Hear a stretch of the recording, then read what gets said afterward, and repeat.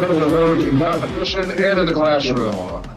We start with the football team and our senior, Jacob Bishop.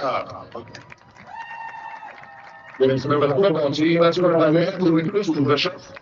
Looking at favorite memory, making a 48-yard field goal to win the game against Archwell and doing a lot of publicity for it.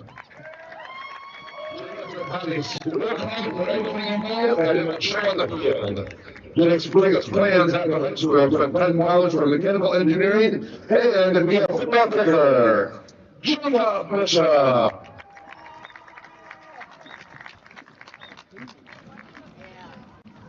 Our next senior, Hunter Bosselman. Hunter's member of the football team, and certified Charlie and Nikki Bosselman. Hunter's favorite memory being Highland in the playoffs a sophomore year, that advised other athletes live your best effort every way and have fun. Hunter's plans on high school to attend trying to study physical therapy and hopefully continue his athletic career. Senior Hunter Bosselman.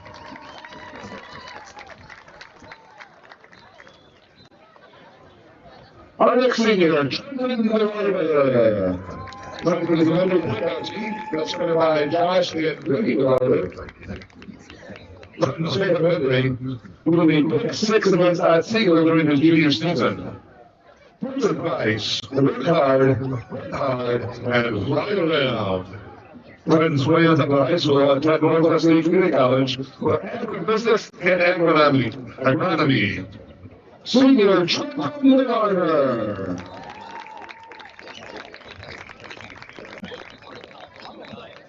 Our next senior, Tinora. We are going to the football team, as ordered by Kyle and Baldwin. Cooper's favorite memory being Harrisville his junior year with a crazy last-minute score and ringing the bell all the way home. With advice to be a good teammate to everyone and remember to have fun, to enjoy the special moments because they'll go by very fast. Cooper's plans at the high school at Penn College will be a Bachelor of Science degree in nursing. Senior Cooper.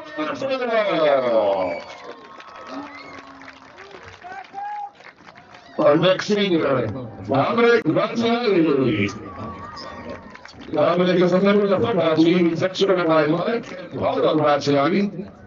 Dominic's favorite memory, beating Highland and the freshman of the playoffs his sophomore year. And his advice, don't take any moments for granted, because it's never before you know it. Dominic plans from college and study engineering after high school. Senior Dominic Graziani. Our next senior, Alex Whitmire. Alex is a member of the football team. He's escorted by Adam and Amanda Whitmire. Alex's favorite memory is being in Edgerton his junior year. His advice, enjoy your high school career while it lasts, because it goes way faster than you will ever think. Alex's plans on the high school, attend college, and study physical therapy. Senior Alex Whitmire. Our next senior, Diamond Llewellyn. Diamond is a member of the football team, that's ordered by Chuck and Ricky Shake. Diamond's favorite memory, scored a touchdown in the playoff game versus Winford. And his advice, always try your best, and one bad day along the new season. After high school, Diamond plans to find a job that he enjoys. Senior Diamond Llewellyn. Our next senior is Mason Martina. Mason is a member of the football team. Seconded by Corey and Kendall McLaren. Mason's favorite memory, being able to spend time with his friends and make lifelong memories. And his advice, never take anything for granted and do what you love. These players on the high school are undecided, but plans to play college baseball. Senior Mason McQuillan. Our next senior is Dominic Meadows. Dominic is a member of the football team. He's escorted by John and Shirley Mills. Dominic spent about midweek leading Israel last year. And his advice, enjoy your time in high school because it will go by fast. Dominic plans to attend GSU and he was bachelor's degree in teaching after high school. Senior Dominic Mills. Our next senior, Alex Shomlin. That's with by Nate and Stephanie Shomlin. Alex here at midnight, leading the big ball back from Israel in 2023. And this advice, this is strategy, will make it happen. Alex plans to attend college major in finance and play baseball after high school. Senior Alex Shomlin. Our next senior, Trevor. Ladies and gentlemen, trainer assistant on National League and Whitmore. Make sure the men are getting to watch the rest come from behind and be forward in the cheer. Ladies and advice, try new things even if you don't think you like it. These plans have been college for agribusiness after high school. Senior Trevor. Our next senior, Rose Spade. Rose is a member of the band and hockey. Rose is escorted by Steve and Melissa Billy. Rose is second medley. All Rose in the whole world at the GMC golf tournament and given playing any weapon, most likely was still a goal for the Greyhound this sophomore year. Rose is advised, don't be afraid to try new things. Rose plans to attend college and major in music education at high school. Senior Rose Spade. Nice. Our next senior, Amelia Gonzalez. Amelia is a member of the band that's ordered by Stephanie and Sean Gonzalez. Amelia's favorite memory during band camp when she got the whole drum line yelling, yep, yep, and doing midfield squats with her best friend Ireland, and every change they got during camp. Try new things and get out of your comfort zone. You only have the time you are given, so truly make the best out of it. Amelia plans to continue performing and work for Disney at some point after high school. Senior Amelia Canales. Our next senior, Cody Coppice. Cody is a member of the band escorted by Lucy and Chris Coppice.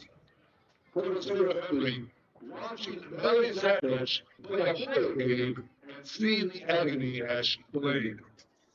Cody's advice, you don't have to show up to every argument you're invited to. Cody plans to attend Northwest State Community College for communications at high school. Senior Cody Coppice.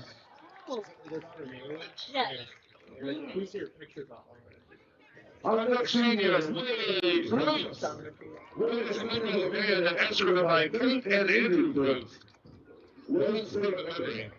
All of the shenanigans we got up to through the years, and all the people like that I got to share this high school experience with. Wade's advice. Get involved in as many positive things as you can, and make as many memories as you can. Wade's plans on the high school to go into electrical, electromechanical engineering. Senior Wade.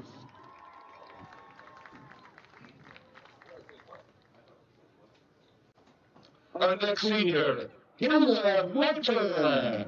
Hilda is a member of the band that escorted by Ashley Martin, Joel Martin, and Hannah Martin. Hilda's favorite memory, going to meetups after football games and having laughs with her friends. Hilda's advice, enjoy the small things in life. Don't be so focused on the big picture and don't enjoy the little moments. Hilda's plans after high school to continue to work and get a CDL to become a limited truck driver. Senior Martin. Our next senior, Danica. Danica is a member of the band and golf team. Danica is escorted by Don and Conrad. It's a favorite memory. It's getting to hang out with all of your friends every Friday and getting to conduct that band games. Her favorite golf memory is the quote that Sharp Art Girls had of things I would say. It's not how much you know now, it's about how much you're willing to learn. And it depends on attending a BGSU for music education. Senior in Colorado. Our next senior, Edgerton Bulldogs. It was a member of the band that entered by grandparents Jeannie and Eric Stoller and Mom Anna. It is here remembering singing along to Hillary and playing the trumpet to the stand-up football games. It was advised, trying to say even if it's shapeless, or not sure if you like it. It was better to try and not like it instead of I did not try at all. It was played in the high school to attend college, where he became an all-species vet, and then traveled to see the world and help animals. Senior Edgerton Spiller. Our next senior, Lucas Stein. Lucas is a member of the band, answering by Deborah and Jason Stein. Lucas' favorite memory, all the times he got to hang out with his best friends after football games. Lucas advice is to be a good person. There is use in being jealous, or there's no use in being jealous or bitter, because it only makes you feel worse. Lucas plans to attend BGSU for theater, acting and directing, and become a professional entertainer at high school. Senior Lucas Stein.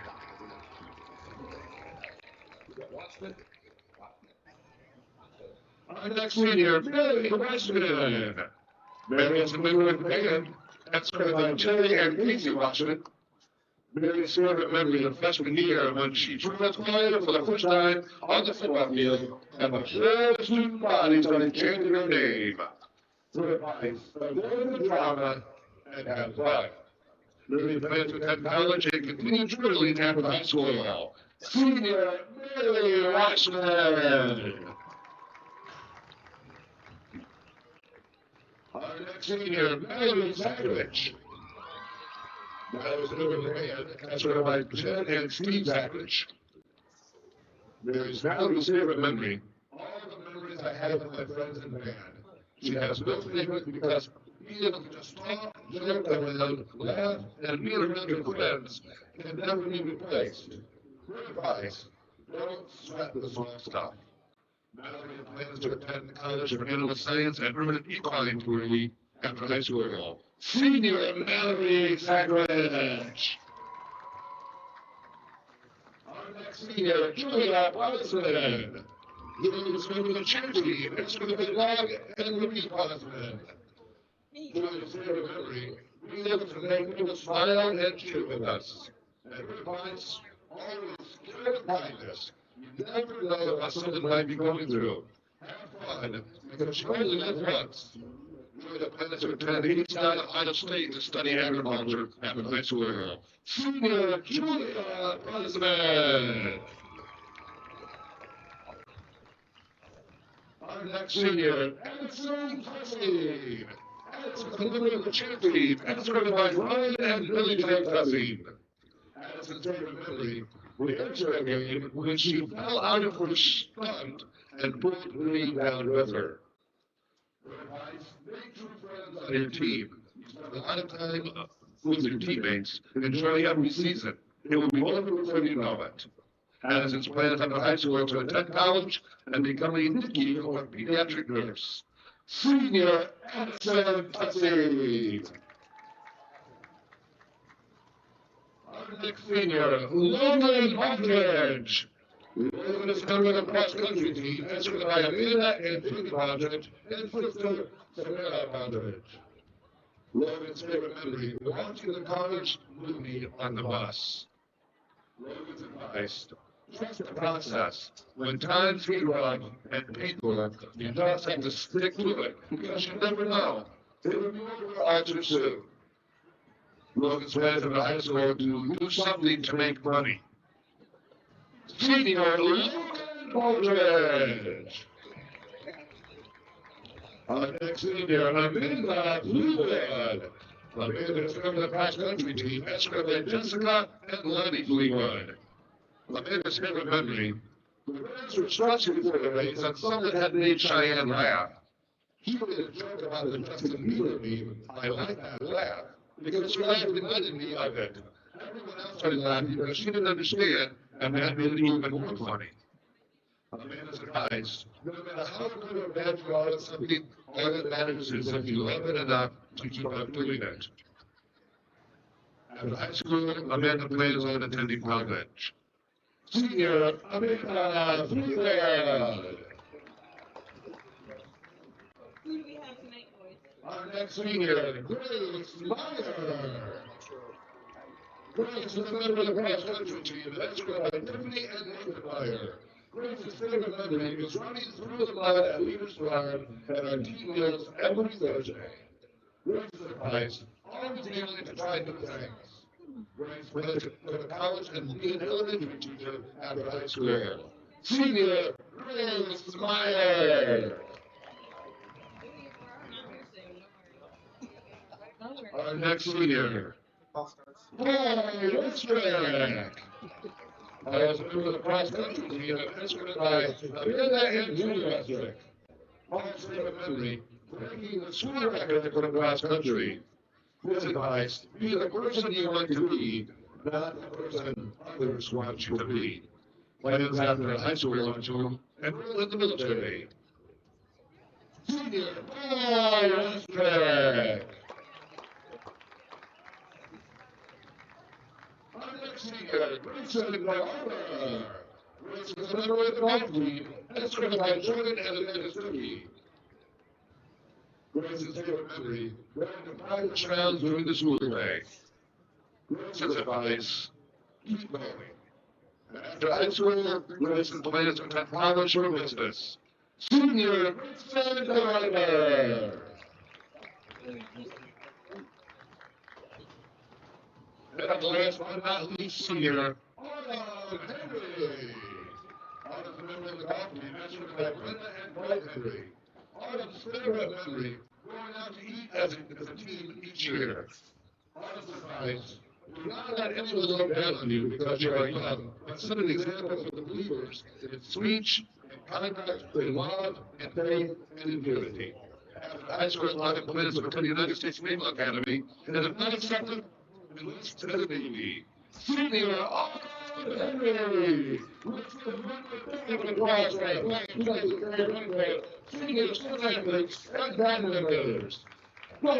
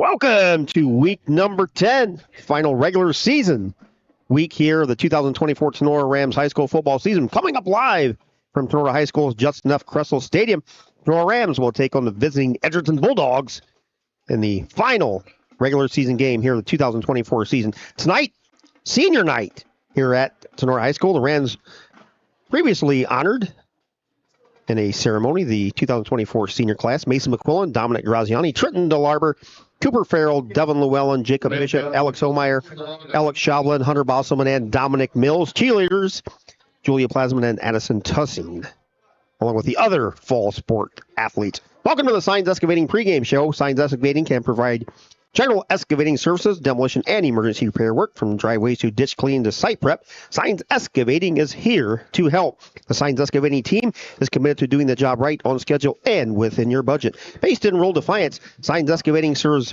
all of Northwest Ohio, providing reliable and affordable excavating services for your home, business, or industrial properties. Signs Excavating offers full excavating and trucking services, which include stone hauling, trenching, demolition, land clearing, and drainage work. Signs Excavating is the official pregame sponsor of Tinora Rams Live.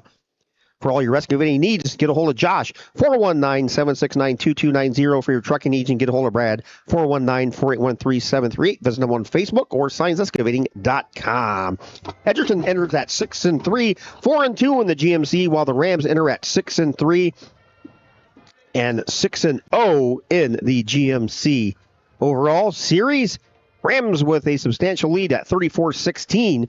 Last season from Edgerton, the Rams with a 38-0 shutout win on a rainy, wet Friday night. Dominic Graziani, the quarterback position, was 18-24 for 197 yards. Rams haven't suffered defeat in over a month and will share at least a share of the league crown, depending on what happens tonight. Rams have a shot with the win tonight with the program's first outright GMC title since 2021. Last season, Rams had a three-way tie with Antwerp and Ayersville.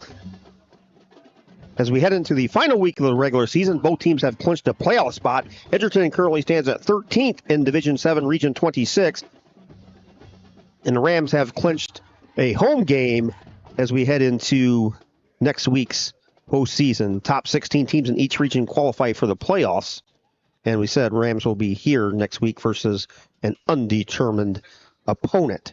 Last week, Rams with a hard-earned 21-18 win at Paulding to clinch at least a share of the GMC crown, thanks to a 49-yard touchdown pass from Owen Farrell to Dylan Shively with 4 minutes left in regulation.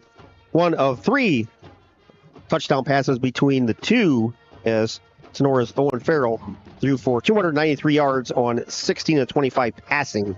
In this 2024 season, the Rams are averaging 246 yards of total offense, 178 yards passing, 69 yards rushing, 18 points per game. On defense, Rams give up 256 yards of total offense. They allow 88 yards rushing, 167 yards passing, and they allow just under 15 points per game. Owen Farrell on the season, it's 110 of 165 for 1,164 yards. Completes 67% of his passes. He has 9 touchdowns and 4 interceptions. Leading the way on the ground, Cooper Replogle, 61 carries, 279 yards, averages 4.6 per carry, and he has 3 scores. Dominic Graziani, 80 carries, 275 yards, and a touchdown for Dom. Devin Llewellyn, 57 carries for 174 yards and 4 scores. Trenton DeLarber, 12 carries for 29 yards. Jacob Bishop has 6 carries for 22 yards. For the receiving end, leading the Rams in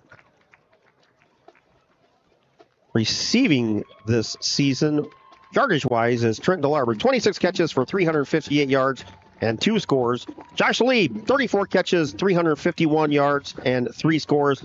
Dylan Shively, 23 catches, 341 yards and 4 touchdowns. Jacob Bishop, 36 grabs, 325 for the yardage and a score. Dominic Graziani has 20 snags, 167 yards, and 1 touchdown. Looking at the 6-3 Bulldogs, last week, a 27-20 win over Hicksville, as the Bulldogs were missing quarterbacks Maddox Baker and running back Joe Wolcott. Sophomore Mason Eldon stepped in, threw for 232 yards and 4 touchdowns in his first start as a varsity player. And Kellen Sanchez filled in for Walkup. He ran for 126 yards. Scotty Krantz caught 2 touchdown receptions in the win. We're going to pause. We'll have the playing of our national anthem.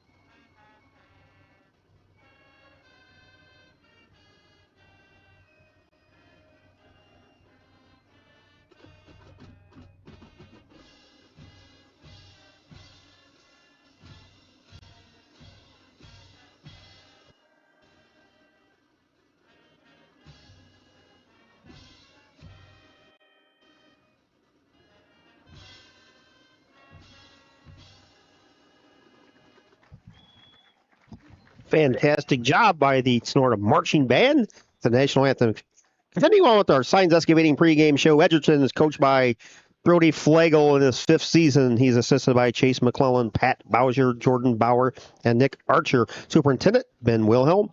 High school principal is Brent Greaser. Your athletic director does a fantastic job over there, Keith Merillat. Athletic trainer is Jake North. Cheer advisor is Erica Weary. They are Division 7, Region 26. Colors are maroon and gold. All-time record for Edgerton. 257 wins, 250 losses, and the tie as the Rams enter the field through Metallica's Inner Sandman. Fantastic crowd over here at Tinora High School. All-time in the GMC, the Bulldogs from Edgerton under 154, 194, as Coach Fairchild's trying to blow up my eardrums here. All-time on the road, Edgerton is 127, 126, and 1. Most career wins by the Bulldogs, 25 versus Holgate. Rams are coached by Eric Becker, 2nd season for Coach Becker, 14-7 in his career. He's a 98 graduate. First team All-Ohio defensive lineman. Assisted by Casey Helton, Charlie Kelly, Craig Good, Elmer Frederickson, Brady Bump, Hayden Becker, Jacob Hochak, and Austin Parrish. Your superintendent at Northeastern Local School is Nicole Wells. Your principal is Alex Knopfziger. Your athletic director does a great job here at Tinora High School, Mr. Jake Essick. Rams trainer is Emily Volmar. Rams colors are hunter green and white. They're from the GMC. Tinora is Division 6, Region 22. Rams have 13 overall playoff appearances. Make that 14 as they will enter the playoffs next Friday night. Rams have an all-time playoff record of 284 wins, 209 losses, and 2 ties. All-time home record for Tinora, 152 wins, 104 losses, and a tie. GMT record, 213 wins, 127 losses, and a tie. In the playoffs, Tinora is 14-16. Rams have 35 wins versus Antwerp. That's the most in their school history. So wherever you are, however you may be watching or listening, thanks to tuning in to tonight's game. Coming up live, it's the Tinora Rams taking on the Edgerton Bulldogs in a big Week 10 contest here on Friday night under the lights. Week number 10. Here we go. Your broadcast studio tonight brought to you by Cut and Polished Hair and Nail Salon located at 413 Hopkins Street in Defiance. In-game scoreboard brought to you by Drop Zone Pizzeria and Stryker in Ayersville. Your pregame brought to you by Signs Excavating. Video sponsor Batten Stevens Body Shop in downtown Jewel, Ohio. Stats brought to you by Mr. Jim Gayers at BSN Sports. Your post game brought to you by Bidlack Insurance and Investments. Player of the game when the Rams win brought to you by Higbee Embroidery. Play of the game brought to you by Patriot Outdoor Hunting. Uniforms tonight, Edgerton is in the all whites. For Tinora, they are in the hunter green tops with the white numbers and black trims with the white uniform pants and the hunter green helmets with T on one side and stickers on the opposing side. Your David Frank weather forecast tonight. Want to start out at 58 degrees. Really not a cloud in the sky here, guys, as we're getting ready to kick off here at Justin F. Cresso Stadium. Week 10 is here. Week 10. How has the season flown by so quickly is what we've asked. That's all. We always ask that every year, I think. It's just the way football season goes. But it's just crazy, man, how fast it moves by. And I guess that's the one thing about football season only being 10 weeks. Got a special halftime guest for you after our BSN Sports Halftime Show, so stay tuned for that. Somebody that's been here at Tinora High School for it seems like about 4 decades, if not more. Yeah, a long time. So after our BSN Sports Halftime, we'll have a halftime guest up here. Talk to that gentleman who came in for this game. We'll have a nice interview with him. So stay tuned for a special interview coming up at the half. Got Coach Mike Anderson tuning in tonight from Iowa. So awesome. Mike Anderson and Coach Anderson, if you're watching or listening, thanks for tuning in. Your 8-man season ended. So Coach Anderson still coaching away out there in Iowa, I believe. So good to have Coach Anderson watching. I believe he said this year is actually his last and final year. I believe in that alumni group that we have on Facebook. I believe he said, it was his final year of coaching. So long, successful career, and kind of cool to see all the former alumni. I didn't play for him, but I know a lot of other players really appreciated him, and that's just really cool when players and coaches can reconnect like that too. Coach Anderson basically got this program kicked in the right direction. Headed Sonora, where they're built into one of the area's better programs. So thanks, Coach Anderson, for tuning in here, watching us tonight. Yeah, I get the pleasure to play for Coach Anderson. I played for Coach Eicher, which I believe was here right before Coach Anderson took over, if I remember correctly. Yeah, Coach Eicher, right. Coach Eicher came in after Coach Crayer was here for a short period of time, and then Coach Anderson took over. Rams won the toss. They elected to defer, so Jacob Bishop will be kicking off. Rams, for those of you listening on radio, will be kicking right to left. Edgerton in the all-whites. Rams in the home greens with the white pants. The one key to the game, I asked Eric Becker, head coach, what can you do to win this game? Do not kick it to number 3, Scotty Krantz.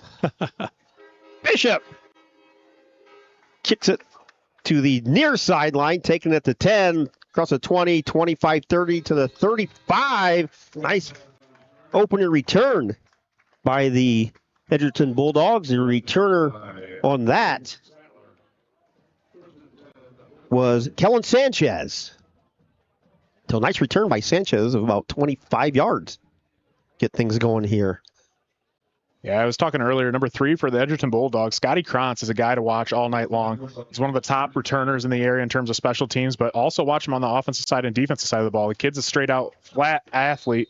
He's going to make a lot of big plays for the Bulldogs tonight. Edgerton missing a couple key components here. We'll get into a couple of those later, but Maddox Baker is back for the Bulldogs at the quarterback position. Hands it off. Straight ahead goes Kellen Sanchez. He's upended at the 35. Gain of 1 yard on the play. It's going to be 2nd and 9 for the Bulldogs. Yeah, guys, I counted before the game, and Edgerton only has 22 kids dressed. I counted them up as they were out there stretching. That's crazy. Out of 4 grades, you only have 22. Well, I know it's always been a talk about is the lack of numbers in area and football programs. You hate to see it, but Edgerton definitely has a good football program. Krantz comes in motion. He comes near side. He takes a handoff from Baker, tries to cut it up inside where he's hit, lunges forward to the 40. Going to bring up 3rd down for the Bulldogs offense, and looks like a long 3. Nice little end around there. Jet sweep by Krantz. Yeah, they're going to do whatever they can to get Krantz the ball, that's for sure. Whether it's jet sweeps or short passes, or they're going to get the ball in the hands of their athlete, that's for sure. Their leading rusher, Joel Walkup, is out tonight. Walkup has 889 yards and 12 touchdowns. That's just what I was about to say is, with Walkup being out and a huge piece of their offense out, they got to be looking to Krantz quite a bit tonight. 3rd down for the Bulldogs. Handoff up the middle to Krantz. He's hit at the line of scrimmage. I don't think he got the 1st down. He tried to lean forward, but the Rams defense was pushing him back, led there by Josh Lieb. Lieb's like, you're not leaning forward, Mr. Krantz. Going to be fourth and a long one for the Bulldogs offense here. Just underway. No score on this beautiful Friday night here from Tinora High School. Approaching the 10-minute mark. No score. Here's Drop Zone Pizzeria scoreboard. Maddox Baker back after missing last week. Mason Eldon filled in very nicely last week in that win over Hicksville. Edgerton's going to go for this. Fourth and a long one from their own 42-yard line. High snap. Baker takes a snap. He's not going to get the first down. I think maybe he did. Maybe he did. He shot through there. He got. Oh, he did. I'll be darned. Looked like he was hit short of the first down, but they're going to give it to him. I thought the same thing as you, Keith. I didn't think he got there, but I mean, they gave him a really good spot, and he just like Tony said, dove underneath kind of and got a couple extra yards. Yeah, initially it looked like he did not get it, but yeah, it looked like he squirted through there. Like he got stood up, but like he popped on through there. And we know we're not going to get a measurement ever, so we did see one though. We did see one. Yeah. So first and 10 for the Edgerton Bulldogs from their own 43-yard line. Ball's on the near side hash. Edgerton going left to right. Baker takes the snap, goes far side, still running, throws it out there right on the sideline. Is caught at the 47-yard line and shoved out of bounds. Carter Gibson on the catch for the Bulldogs. 26 catches for Gibson, 345 yards and 4 touchdowns. Guess who was in tow there, guys, for the Rams? Alex Holmeyer. Alex Holmeyer chasing him with everything he could chase. Just couldn't quite get there. Logan was talking to Coach Becker before the game. He needs 3 sacks to break the all-time school record tonight. 3 to break it? Wow. Held by Coach Becker himself. For the career record, and then Mark Mosier for the season. Handoff up the middle on 2nd and 6. Hit the line of scrimmage. No gain on the carry was Kellen Sanchez. Going to bring up 3rd and 7 for the Bulldogs. Ball's on the far side hash. Approaching the 8-minute mark, no score here in the first quarter. Thanks, everybody, for tuning in. Keith Brown, Coach Fairchild, Dr. AJ, Dr. Kayla, Dr. Logan Bailey here on Week 10, senior night here at Just Enough Crystal Stadium. 3rd down for the Bulldogs, 3rd and long. Baker in the shotgun. In motion, Sinclair. Fake handoff to Sinclair. Holmeyer almost got the sack. Baker eludes, throws it down, caught by Carter Gibson. They're going to say that's a catch. First down at the Tinora 38. Nice sliding catch by Carter Gibson. Yeah, Holmeyer about had his first sack of the game. Just a little bit over pursued. Baker made a nice move, spun around, and made him miss. Carter Gibson's quite a good wide receiver. If you guys remember a couple weeks ago, he had a couple plays, and I think in the honorable mention plays of the week and against Paulding. So definitely a threat out there to catch the ball as well. Bulldogs have driven the ball to the Tinora 38-yard line. Bulldogs break the huddle, send 3 receivers far side, 1 back in the backfield. To the right is Kellen Sanchez of Baker. Baker takes a snap, straight back drop, throws it out to Sanchez in a little swing pass. Caught at the 35, across the 30, down to the Tinora 27-yard line. That's another first down for the Bulldogs offense. Bulldogs got a nice drive going here. Rams defense seems to be a little puzzled at times, but Edgerton's putting together a nice little drive. Misdirection plays. Kind of ran some motion away and came back to the other side there. They did the same thing. They had 3 wide on the far side, turned around and threw back to the little screen pass to this side. Bulldogs averaged 35 points a game on offense, 373 yards, and about 186 yards rushing and passing each, so you can't get any more 50-50 split than that. First down in motion goes Sinclair. We have a whistle right at the snap. Comes in from the back judge. Going to march the Edgerton Bulldogs back 5 yards on the false start penalty. It'll be 2nd and 15 for the Bulldogs. Ball's moved back to the Tinora 32-yard line.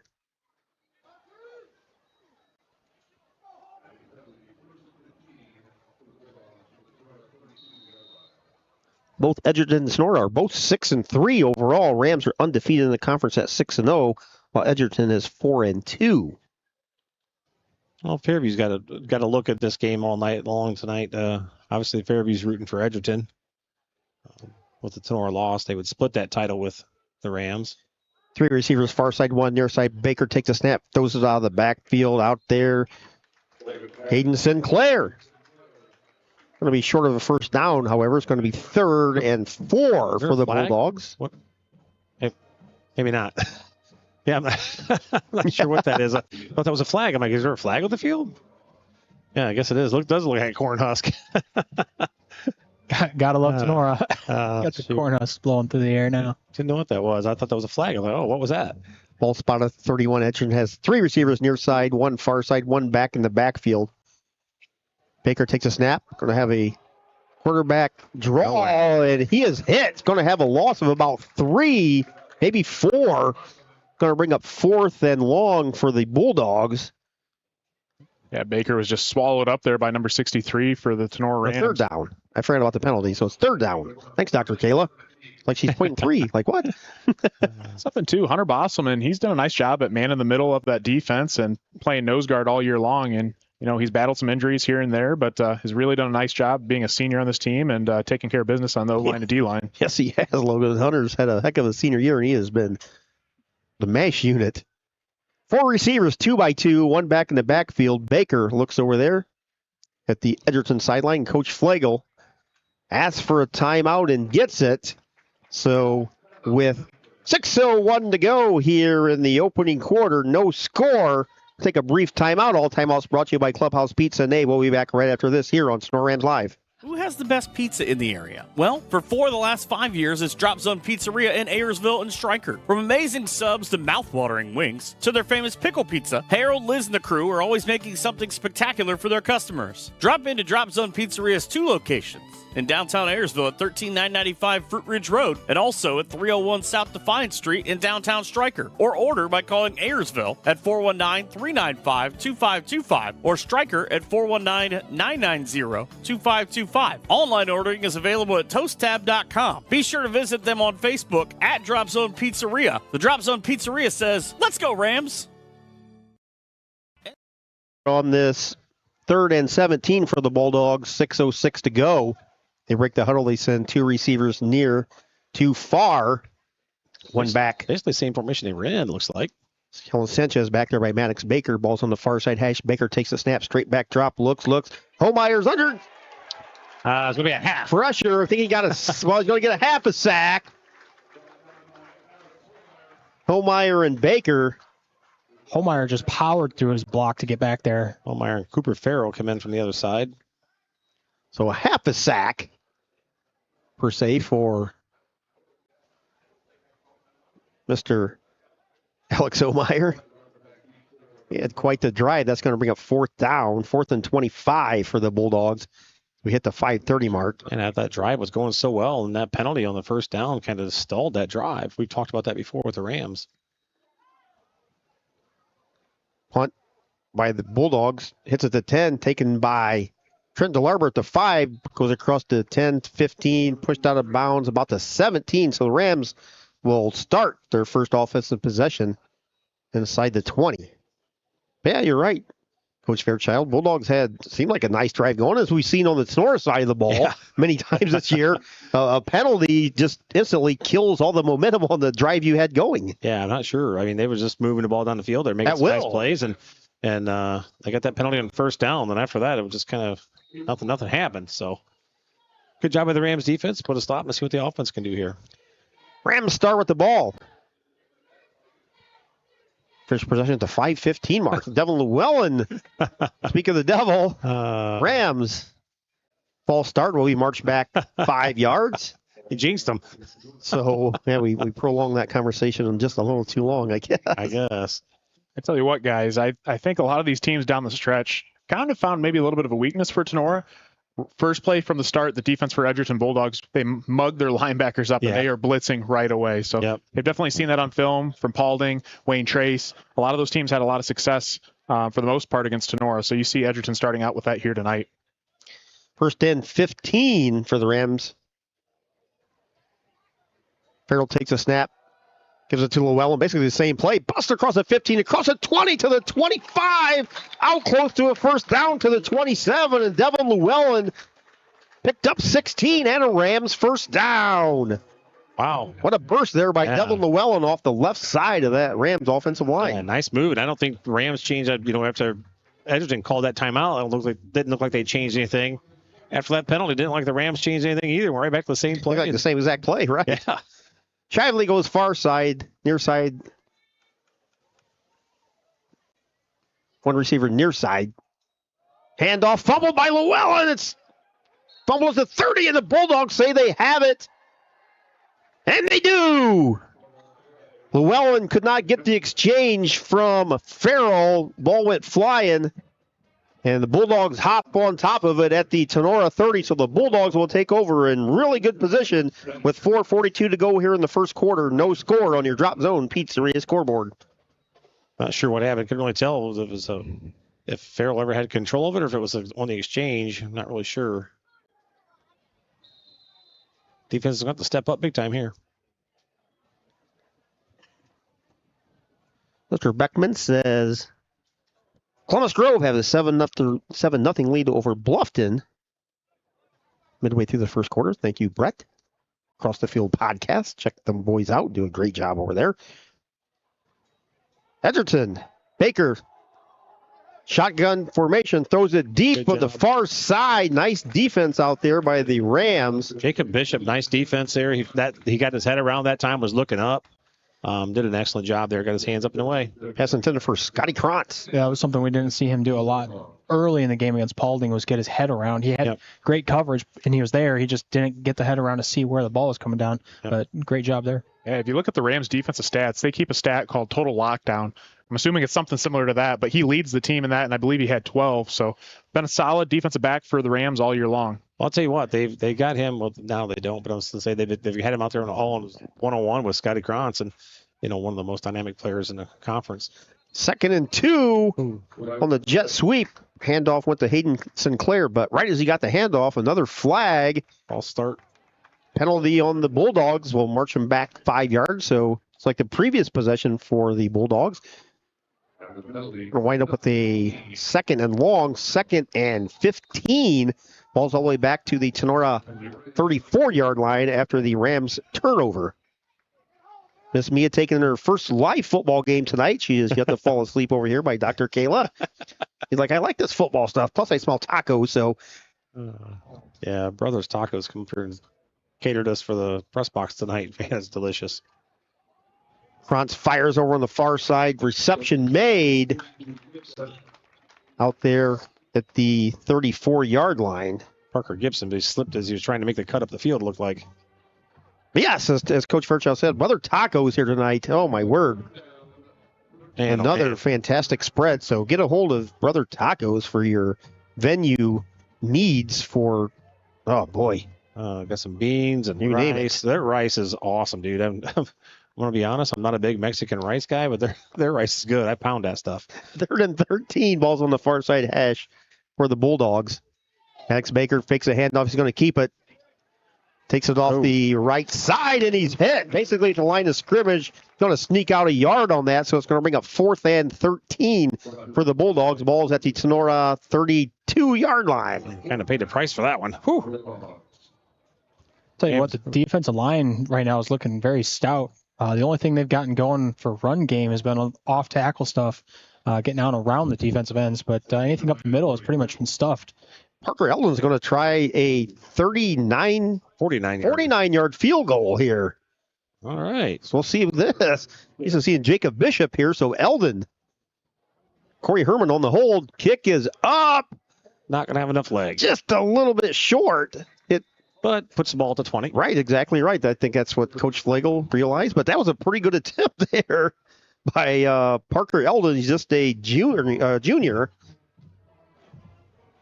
He's right on line. Just needs about another 7 yards to get it over that crossbar. So the turnover does not hurt the Rams. Bulldogs, 2 possessions. Rams will have their second possession coming up here. No score, 3:08 to go in the opening quarter. Yeah, the Rams' first possession was very brief. 2 plays. One running play and the fumble. So hopefully they can get something going here and establish a drive, at least get across the 50. Edgerton's run 14 plays to Tenora's 2 here in the first quarter. So Rams take over at their own 20. Cooper Replogle takes the handoff, breaks a couple tackles, gets across the 22, 25, still churning. Pile still going. Replogle across the 30 to the 31. That's going to be a Tinora first down. It was like a rugby scrum. Yeah, Just a bunch of bodies that just started moving, and they just started shuffling Reflogel. Yeah. And before you knew it, he was over the 30. Or I guess they spot the ball at the 30. Yeah, Hunter Bosselman and Holmeyer and those guys just started pushed a whole pile and just kept moving it. Now, coming into this game, Ruppogel actually slowly through the season has climbed to the top of the Rams rushing staff here. Farrell gives the ball to Llewellyn. Llewellyn off the left side gets to the 35-yard line. Gain of 5 for Devin Llewellyn. As AJ said, Cooper Replogel's got 61 carries for 279 yards and a touchdown, which actually leads the Rams in rushing. Dominic Graziani is right behind him, 80 carries for 275 yards. Llewellyn and Replogle both checked out here. It's like the Rams checked in Trenton DeLarber in the backfield. 2nd and 5 from their own 35. Ball's in the center of the hash. No score as we close in on the 2-minute mark here in the opening quarter. DeLarber goes out. Farrell hits him. Little swing pass out of the backfield. Catches it across the 35, 40, 45, 50, 40, 35, 30, 20, 10, 5, 4, 3, 2, 1. Touchdown Rams! 65 yards from Farrell to Trenton DeLarber. Puts the Rams on top 6-0. Nice job there by Farrell getting DeLarber the ball and just got it right along the sidelines there. And all DeLarber did was make one guy miss, and he was off to the races. Nice blocks out there. I believe it was Shively out there with a block. Held off the defender. And once DeLarber got through the gap there down the sideline, he outran everybody. I thought, well, maybe he's not going to get there, but he turned on the Jets. Unfortunately, coming back due to a hold. Oh, no way. I didn't see no flag out there. I didn't see a flag on the ground at all, but... Still the corn husk? What in the world? Unfortunately, it comes back. Well, Dr. AJ's got good eyes because I see no indication of any penalty whatsoever. I just watched the ref signal for it. I didn't even see a flag anywhere. Well, nonetheless, Tony, like you said, great perimeter blocking, too. Yeah. We talk about how important those blocks are coming from the wide receivers out wide, and those are touchdown blocks, and they almost had a touchdown. Yeah, well.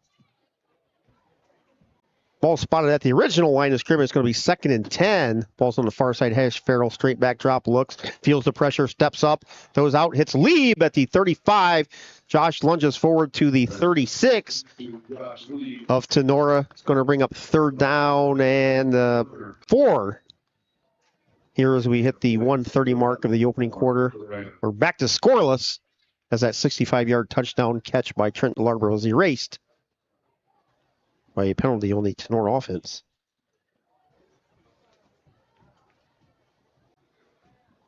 Swanton Bulldogs are ahead of Patrick Henry 7-0. That can't be right. I just saw the score pop up there on the stream. Holy moly. 2 backs in the backfield for the Rams on this 3rd and 4.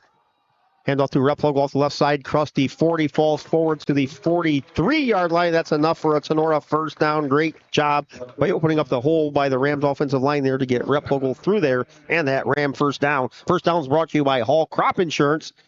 Get a hold of Chad Hall for all your farmers' crop needs. That was a nice play by Cooper just getting in, seeing that little gap and getting up through it, getting vertical and getting to that first down marker. Yeah, the Rams O-line's doing a nice job here to start of getting some movement, too. You're seeing guys block downfield, a couple yards, and that's what you need to open up those holes for your running backs. Farrell has 2 backs by him, hands it off to Replogle. Replogle tries the right side, boost across the 45, 50, 55, 40, 30. Oh! Shoestring tackle brings Replogle down at the 20, and a touchdown-saving tackle by Braden Leppelmeyer, who leads the area in interceptions with 11. But Leppelmeyer tripped up Replogle. Nice burst straight ahead by Cooper Replogle, and a touchdown-saving tackle there by Leppelmeyer. It's kind of lunged at Replogle's feet and just snagged him. Fairchild Family Chiropractic replay there. Good job by Dr. AJ, as always. 1st and 10, Tinora, their own 15-yard line. Farrell gives the ball to Llewellyn. Llewellyn bounces off the left side, gets across the 10, down to the 5, where he's pushed out of bounds. See where they spotted. Spotted at the 6. So Devin, 7. There's a 7. Just past the 6. So Officially the 7, as Coach Fairchild says. So Rams here in the first quarter actually doing a nice job on the rushing attack. Yeah, this is they struggled for the last couple weeks. Yeah, this is different than what we've seen from the Rams pretty much all year, rushing wise. But yeah, definitely over the last 4 games, probably. That's got about 4 seconds left. Rams, but they're going to get another playoff before the quarter ends. They're lined up. Farrell in the shotgun. They do get the playoff. Give the ball to Llewellyn. Llewellyn over the right side gets to the 5, maybe the 4. Gain of 3 for Devin Llewellyn. And that should be the final play here of the first quarter. We're going to switch in. So we'll be a first and goal, as Dr. AJ says. We're going to switch ends. Rams will have first and goal from their own 5-yard line. No score here at Just Enough Crestwell Stadium on senior night. Drop Zone Pizzeria scoreboard. We'll be back after this timeout here on Tinora. Rams Live. Ensign's Pub in Defiance is home of the amazing Hot Beef Sandwich and the Hot Beef Challenge. Weekday specials and ice cold beverages are also on tap at the pub. Flat Top Tuesdays, Manhattan Thursdays, Fried Bologna Fridays, and Chili Dog Saturdays are just a few of the specials. And happy hour runs daily from 4 to 7 p.m. Located at 611 Auto Avenue, Ensign's Pub is the home of great food and fun times. Call 419-785-4642 or check out their Facebook page. Ensign's Pub is closed on Sunday and Monday, but Brandon Ensign and his fantastic crew at Ensign's Pub also have the Tinora Rams on their TVs. So stop in before or after the game at Ensign's Pub for the best hot beef sandwiches anywhere. Fairchild Family Chiropractic is happy. Back here at Tinora High School, Rams knocking on the door as we switch ends, getting ready to start the second quarter. Rams will have a first and goal from their own 5-yard line. Rams had a 65-yard touchdown pass negated by penalty about 2 minutes ago in the first quarter. The Rams back knocking on the door. Ball's right in the center of the hash. Rams break the huddle. Graziani goes far side. Near side receiver is Shively. Shively 3 touchdown receptions last week at Paulding. 2 backs in the backfield. 1 to each side of Owen Farrell. Farrell gives the ball to Devin Llewellyn. Bursts forward for a touchdown. Llewellyn takes it in from 5 yards out. 11:55 to go in the second quarter. Rams on top 6-0. Yeah, Tony, you had brought up earlier, the Rams last couple of weeks have kind of struggled in the running attack, but what a way to cap things off. A drive where they ran the ball the entire way down the field. The offensive line was moving guys. I mean, nothing better than that. Yeah, definitely. There was only one pass that whole drive. Low snap scooped up by Graziani. Nice placement by Dom on the hold. Jacob Bishop's extra point makes it 7-0. All touchdowns brought to you by Oklahoma Tavern. Stop out before or after the game and see the Oklahoma Tavern for the fantastic wings. Take a brief timeout and be back right after this here on Tinora Rams Live with the Rams leading 7-0 over Edgerton. Fairchild Family Chiropractic is happy to announce that Dr. Kayla is now accepting new patients. Long-term wellness continues to be our goal for families of Northwest Ohio. We help you achieve this goal by working closely with you and personalizing your treatment plan based on your needs. Come see Dr. AJ and Dr. Kayla at 100 Stadium Drive in Defiance or give them a call, 419-576-5070 to schedule your appointment or book online at fairchildfamilychiro.com. Dr. AJ and Dr. Kayla, proud members of the Tinora Athletic Boosters, say go Rams. A special thank you to the families. Rams, Jacob Bishop ready to kick off here. Devin Llewellyn puts the Rams on the board here on the senior night. The senior took it in from 5 yards out. Bishop's extra point was successful. Jacob, another Rams senior here, playing the final regular season home game. The Rams should be back here next week with a win tonight over Edgerton with the first round home playoff game. There's an outside chance. A couple things need to fall right. The Rams could actually host 2 playoff games. Obviously, he's got to win the first one. Bishop with the ball teed up at the 40. Line drive kick. Hits at the 25. Rolls down to the 10. Taken up there by Edgerton Sanchez. Takes it across the 20-25. Pushed out of bounds at the Tinora, or the Edgerton 30-yard line. So Edgerton will start their possession there.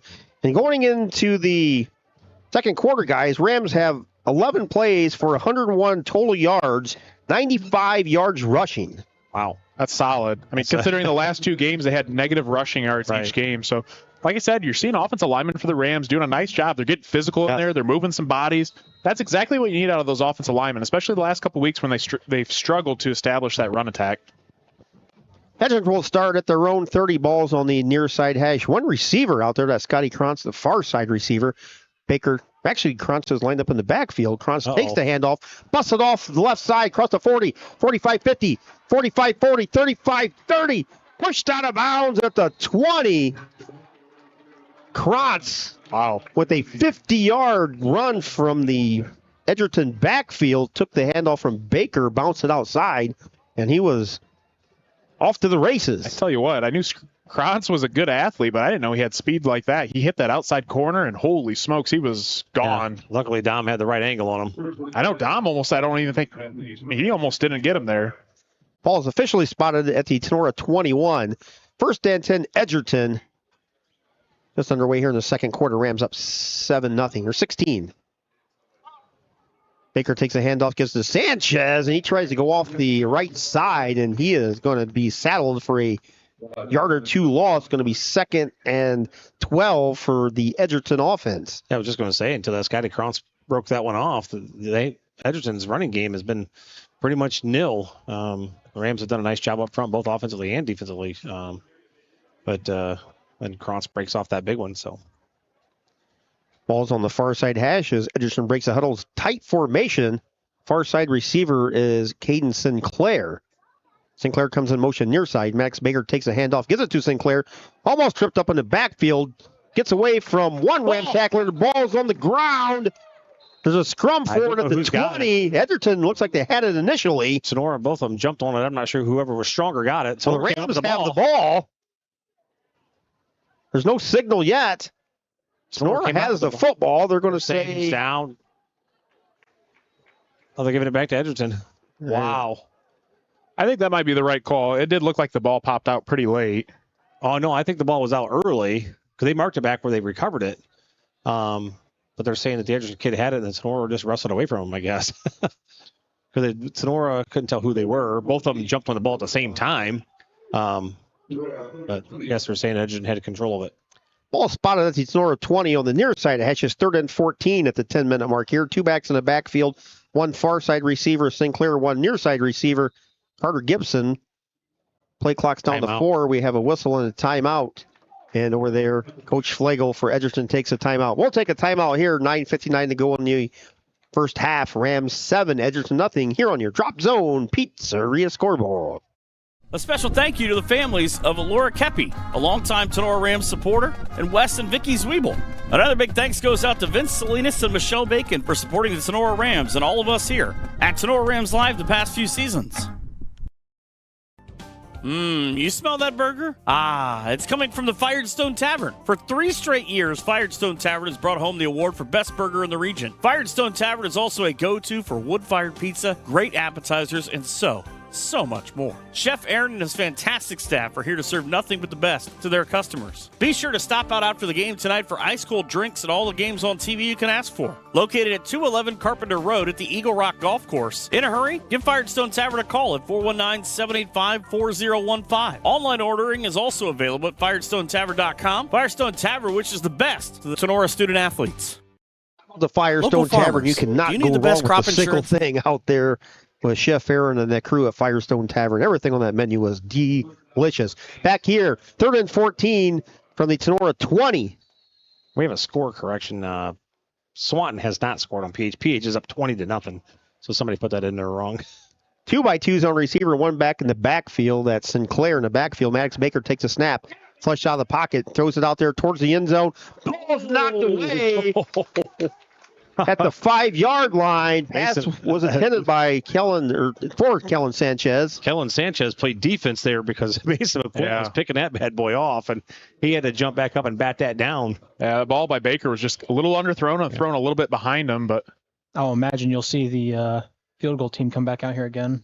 They're going to try another field goal attempt here. Ball's going to be placed down at the 28, so it'll be a 38-yard attempt by the Bulldogs. Parker Eldon will be kicking from the near side hash. Rams up 7-0 as the Eldon attempt. Attempts in the air. Long enough. Just a little bit off to the left. Kick is no good. So the Rams will take over from their own 20. Didn't hit that one as well as he did the first one. More of a knuckleball, kind of. Yeah. 9:49 to go here in the opening half. Guys, here in the OG up on Defiance, 3-0. Rams up 7-0 here.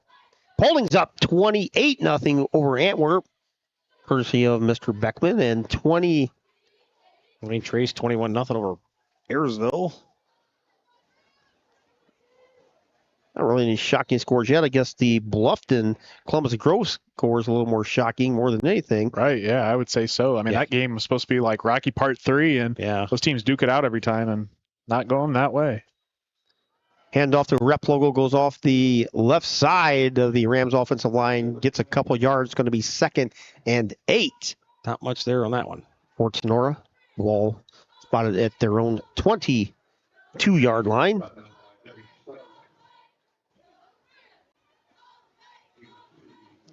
Rams have yet to air it out.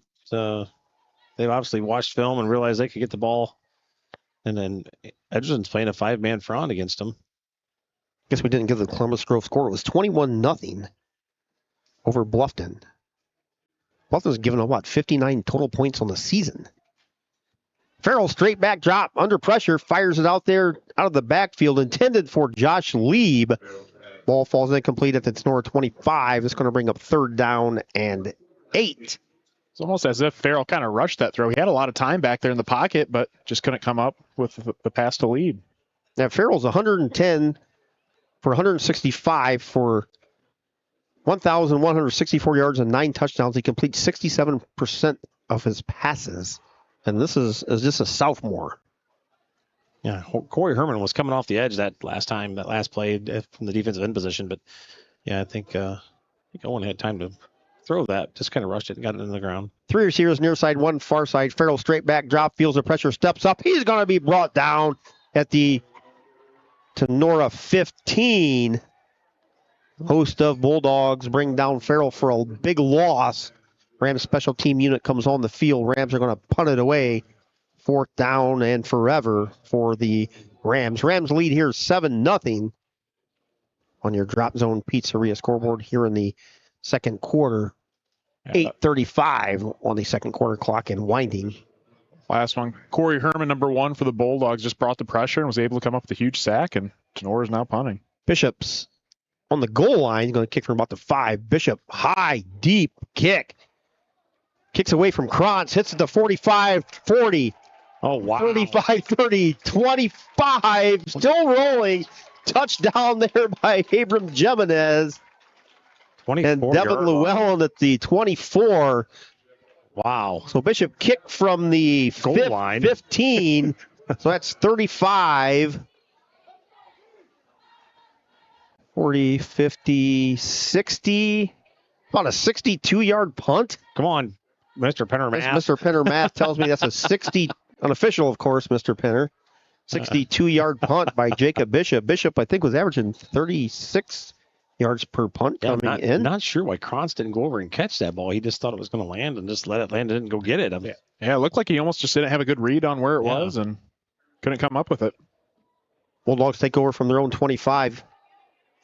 Handoff by Krantz out of the backfield. Tries the same play. Shoots over the left side of the Bulldogs offensive line. Gets across the 25 to the 26-yard line. It's going to be 2nd and 4 for the Edgerton offense. The Rams had Trenton DeLarber down on the line of scrimmage that first drive, I think, and almost playing like a 6-man front or playing a 5-man front instead of the 4-man front, I guess. Well, it's not unfamiliar territory for him either. A couple of weeks ago, we saw they put him down there in nose guard and kind of causing a ruckus, especially with the speed down there in the interior defensive line. Yeah, now I see they got him lined back up at linebacker. They're back to their 4-3. Baker inside handoff to Sanchez. Gets across the 25 and he's hit at the 26. No gain on the play. It's going to bring up 3rd down and 4 for the Bulldogs. Ottawa Hills with a 13-0 lead over Eden. That's in the second quarter. Wow. Bulldogs of Defiance have taken an 8-3 lead over Ottawa Glandorf. Hicksville and Fairview tied at 6 in the second quarter. Probably the most shocking score of the night.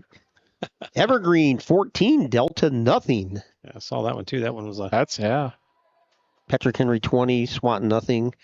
Liberty Center 28, Wauseon nothing. Say Fairview's rooting for Edgerton to pull one out here, but they've got to win themselves. Baker fakes a handoff, throws a pass out to Carter Gibson. Boy, Gibson going to be close to a first down, but that was a kind of an awkward tackle/slide by Gibson. He got hit in the back of the legs and kind of was like he was going downhill sledding almost. Yeah. So it's going to be 4th and inches. Edgerton did not make the conversion. Yeah, Gibson kind of looked like Bambi out there on the ice on the way he came down. Didn't look pretty, but luckily he didn't come up injured on that one. Watch the fake here. Yeah, watch the direct snap for sure. Bulldogs lined up in punt formation on this 4th and inches. Going to kick it. Actually, snap goes back to Kellen Sanchez. End over end kick. Back to DeLarber. Picks it up at the 35. Across the 40. 45. Pushed out of bounds right before the 50. So the Rams offense will start this drive leading 7-0. 6:03 to go in the half. In really good field position. They're going to spot it officially at the 50. You know, it's one of those things where Coach Flagel, that one's right there. Do you go for that? If you miss it, you don't. You give the Rams the ball at the 30-yard line. Yeah. You know, you're inches away. I'm going to say probably not, just because of the field position. Right. And you give Tinora really good field position. The way the game's going right now, again, I think it has a feel to it. I just think it would have done a lot more harm than good to go for it there. Yeah, I mean, you're into college and pros, man. Anymore, they go for it on 4. Yeah, they do. Too, no matter where they're at, it's crazy. Ball's on the near side hash. Farrell straight back drop. Throws it out on the far side. Caught by DeLarber at the 48. He's pushed back across the 50. See where they spot the ball. They're going to spot it at the 50. Looked like he caught it at the 48 and got pushed back. Yeah, he got pushed back a couple yards, but they're going to have a small conversation here. I'm not sure. Well, we know Gibson's healthy. We're talking. So they're going to say there was no gain on the play. It's going to be 2nd and 10. They spot the ball on the far side hash at the 50. Guess we were still using Edgerton's ball. Oh, is that what was going on? They couldn't figure out what they were doing. Yeah. Ball's a ball. Just play ball. Sure, we gained 2 yards. I'm not sure. Ball's on the far side hash. 3 receivers far side. 2 near side empty backfield. Farrell straight back drop. Pass is deflected at the line and falls harmless on the ground at the 50. Ball was scooped up by Jacob Bishop just in case. But that was an incomplete pass. Going to be 3rd and 10 for the Tinora offense. 7-0 Rams here. Guys, we were talking about their offense of the run game was looking so good. But, boy, I tell you what, they've been strong passing the ball. And, boy, they don't look good right now throwing the ball. But I'm with the pressure they're getting up the middle, they're going to have to get Farrell out of the pocket, let him roll out, and get him on the move. Make some like waggle passes, things like that. Get him out, just a designed rollout. Just get him a play action, get him rolling out, and get him out of that pocket. He doesn't have enough time in there right now. 3rd and 10, 2x2. Lead comes in motion near side. It'll be 3 receivers on the near side. Farrell feels the pressure, throws it to Larber. 50, 45, 40. Puts his head down. 35 down to the 33 in the Ram first down. Farrell felt the pressure, had DeLarber out of the backfield. Little screen pass. DeLarber took it down to the Bulldog 33-yard line for a Tinora first down, brought to you by Hall Crop Insurance. I finished there by DeLarber at the end. Way to lower his shoulder and get an extra couple of yards. Ball's on the far side hash. 3 receivers far side, 1 near side. Llewellyn in the backfield. Llewellyn takes a snap. Or Farrell takes a snap, gives it to Llewellyn. He gets hit about the line of scrimmage. May have snuck out a half a yard on the play. Going to be 2nd and basically 10 for the Rams at the Edgerton 33-yard line. I tell you what, though, Edgerton is bringing quite a few guys every single time. A lot of times they're walking down Carter Gibson, defensive back for the Bulldogs, and they're blitzing him off the edge almost every other play. Rams break the huddle, send 3 receivers far side, Shively, your near side receiver. 1 back in the backfield. Ruppogel. Ball's tipped again as Farrell tried to shoot it out to Lieb at the line of scrimmage, and that was knocked down by the Edgerton defensive line. They're getting their hands up tonight. Yeah, Carter Gibson coming off the edge, Corey Herman coming off the other edge. They're both doing a nice job. If they're not getting there, they're getting their hands up in the way. smacking the ball down. Well, that's the thing, too, Tony. Carter Gibson's listed at 6 foot. Corey Herman's listed at 6'2", so you do have quite a bit of height when those guys are coming as well. Yep. Going to be a big third down for the Rams offense here. 3rd and 10 from the Edgerton 33. It's basically be a 50-yard field goal by Jacob Bishop. No wind here right now. There was a little bit of a breeze during the pregame. Farrell feels the pressure, throws, hits. Jacob Bishop on the backfield at the 23-yard line, and that will be a Rams first down brought to you by Hall Crop Insurance. Oh, I guess Rams needed 10. Bishop got 11. I was looking at the wrong yard marker. I'm like, he's short. Just like, do you know what you're doing up here, commentator? Come on. I'm blind. I don't know what I'm doing most of the time either, so I forget a lot of stuff. Just throwing darts at the ball half the time. Ball's on the near side hash. Ball's at the 25. Larber out of the backfield. Farrell looks, fires deep. Shively stopped his route. Farrell thought he was going to continue the route as Farrell got hammered as he let go of the ball by Corey Herman. Going to be 2nd and 10 for the Rams. I think some of that, too, maybe was just him getting rid of the ball as he saw traffic coming. Just something that, last couple weeks here, he does need to develop a little bit is that knowledge of when to throw the ball away because he's taken a couple of big sacks over the last couple of weeks that kind of set the Rams behind the sticks a little bit. So it's good to see him kind of launch one out over top of everybody. 3 receivers, far side, 1 near side. DeLarber in the backfield. Farrell under pressure again. Hits DeLarber out of the backfield. Catches it 22-20. 15 tackled from behind. Oh, the ball went out of bounds. Almost like a horse collar tackle. DeLarber was close to the first down when he was tackled. The ball squirted out at he looks like the Edgerton 14-yard line. Just gain of 7. It's going to be 3rd and 3. Got lucky that ball rolled out of bounds there. Could have been a turnover for the Rams. Yeah, that was a fumble, definitely. There was no doubt about that. I don't know what happened, but it squirted out to see the hit, and then Edgerton kid's going to go for it and bounced it right out of bounds. I think, like Keith said, it was just an awkward tackle. He's kind of drugged down backwards, and ball popped loose. Shively near side receiver. 2 backs in the backfield. Farrell gives the ball to Llewellyn. Llewellyn straight ahead off the left side. Going to be close to a first down. Llewellyn down to the 10-yard line. They're marked at the 11. It's going to be 4th and short for the Tinora offense. I don't think you even hesitate here. You just go for that. The Rams are averaging close to 10 yards a carry here tonight.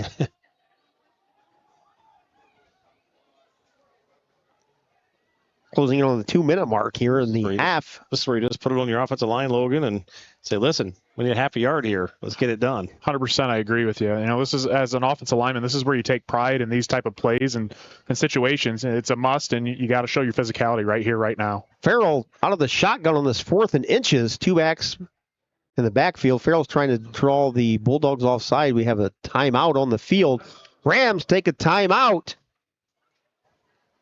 1:56 to go here in the half. Rams crucial 4th and inches to go. We'll be back, Rad, for this timeout with the Rams leading Edgerton 7-0 on your Drop Zone Pizzeria scoreboard. Local farmers, do you need the best crop insurance in the area? If so, Hall Crop Insurance is here to help. Contact Agent Chad Hall at 419-576-6140 for all of your crop insurance needs. Underwriter Nikki Geisinger is also available to assist at 866-341-2767. The staff at Hall Crop Insurance takes pride in their ability to serve their customers. If you need to talk to an agent or have questions about your policy, please give Chad or Nikki a call. Hall Crop Insurance wishes the best to all Tinora teams this season. Higbee Embroidery of Defiance offers custom Back at Tinora High School out of the Rams timeout. 1:56 to go here in the first half. A 7-0 Tinora lead. Rams have 4th and inches from the Bulldog 12-yard line. Bishop comes on late, comes running out. He's going to go to the far side. Shively near side receiver Farrell. 2 backs next to him. Farrell takes a snap. That's Dominic Graziani back there. Graziani bursts through.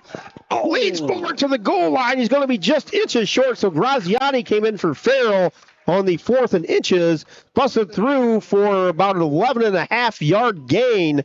First and goal, Tinora from the Edgerton half-yard line. Graziani stays in at quarterback. Dom shouting signals, takes a snap, goes over the left side, scoots up and in! Dominic Graziani with a 2-yard touchdown at the 1:42 mark to give the Rams a 13-0 lead. Just a great read there, and I really like that Dom's getting the ball in the backfield. Yep. Last couple of weeks, we really haven't seen him get that many carries, and the first part of the season, he was the leading rusher, and I felt like he's always done a nice job at reading his blocks, and ever since he's been called in that role. But again, just a nice job there by Dom, 2 back-to-back runs, and finishes in the end zone for 6. Graziani scoops up to snap again. Bishop puts it through. So, 1:42 to go in your first half. Drop Zone Pizzeria scoreboard shows the Rams with a 14-0 lead. We'll take a timeout and be back right after this here on Tinora Rams Live. Higby Embroidery of Defiance offers custom screen printing and custom embroidery to local high schools and individuals from all areas. Connie Higby and her staff have been serving and supporting Tinora High School as well as the Tri-County area since 1999. From throws to t-shirts to school jackets and much, much more, Higby Embroidery is here to serve your custom needs. Higby Embroidery also offers custom artwork if it is needed to complete your project. Higby Embroidery is located at 1940 East 2nd Street, right here in Defiance, Ohio. Contact them at 419-428-3000 or visit them online at higby.com or Higby Embroidery on Facebook. If you are looking for a customizable item, Higby Embroidery is your place. Higby Embroidery, a proud sponsor of the Tinora Rams Live Player of the Game Award. 14-0 Tinora. 1:42 on your halftime clock here at Just Enough Crystal Stadium. Fantastic crowd over here on senior night. Bishop kicks it off, it's at the 10, goes down to the 3, picked up by Sanchez across the 15, 20, 25, gets out to the 27. Bishop, as we said, punting the ball away from... Doing a nice job keeping away from Krantz. Krantz and then kicking the ball away from Krantz, and ball has yet to go out of bounds, so doing nice his job. Another shout out to Little Brothers Tacos for hosting the food up here in the press box tonight. Man, it smells delicious. And people have been coming up here and snacking on it all night long. Yes, Brothers Tacos will take care of you if you have any event you need a caterer for. Get a hold of Brothers Tacos, because I'm going to go home tonight smelling like tacos. I'm going to be like, I'm hungry again. 3 receivers near side, 1 far side. Sanchez in the backfield. Baker straight back drop, throws it out of the backfield. That was a lateral. Sanchez caught it, brought down for a big loss at the 16-yard line. He didn't have a choice but to get rid of that, because Alex Holmeyer was all over him. I thought we were going to see his sack, another sack tonight, but he was able to get rid of that one quick. I tell you what, though, that was a heck of a play by Kellen Sanchez. If he does not catch that ball, that's a live ball right there, and that could have been easily a defensive touchdown for Tinora. Rams take a timeout.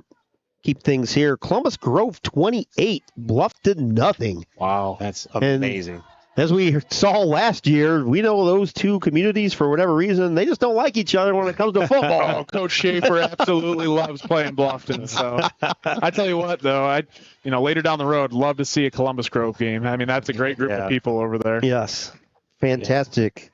Yeah. I bet you that's just packed over there at Bluffton tonight. Probably won't be packed too much after the half, but...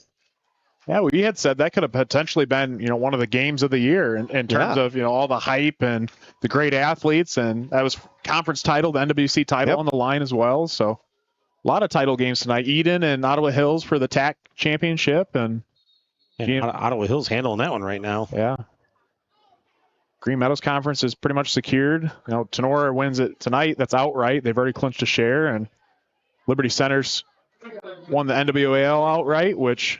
It's kind of that was a given about given week 3. Yeah, I was gonna say given early on in the year. Once they knocked off the exception of PH, man. PH almost upset him a little bit there. Out of the timeout, Baker takes a snap, waggles far side, throws it out there, completed at the 20. Pass to complete to Corey Herman. Gonna see Edgerton really work the sidelines here with 1:03 to go. Rams actually have the chance to get the ball back. It's 3rd and 19. Game clock is under 1 minute here. Timeout-wise, each team has 1 remaining. Rams with a 14-0 lead over the Bulldogs. Stay tuned. We'll have the BSN Why is the clock halftime. running? He ran out of bounds. Why is the clock running? I have to reset that. Nobody's telling him to stop running the clock. He stepped right out of bounds. So, I don't know. Ball's on the far side hash. Max Baker takes a snap. Quarterback draw. Straight up across the 20. Gets about a yard. It's going to bring up 4th and long. They just did stop the clock now because coach called a timeout. I don't understand that one, guys. That was about 20 seconds. Herman clearly caught that ball and stepped right out of bounds. I don't know. Yeah, there was no way he was still in bounds. He just ran out of bounds. I don't know if they're going to try to say he lost his forward progress, but I don't know. That was a different one. But there's 25 seconds to go here in the half. Rams use their final timeout. 14-0 Tinora. Actually have an injury over there. Thought it looked like, was it number Maddox Baker? 2? Maddox Baker. Where's Maddox Baker down? Yeah, he took a shot in the leg. Training staff. Bryson North, I believe, is the trainer for, or Jake North. Jake North, the trainer for Edgerton, over there working on Maddox Baker. Baker pops up.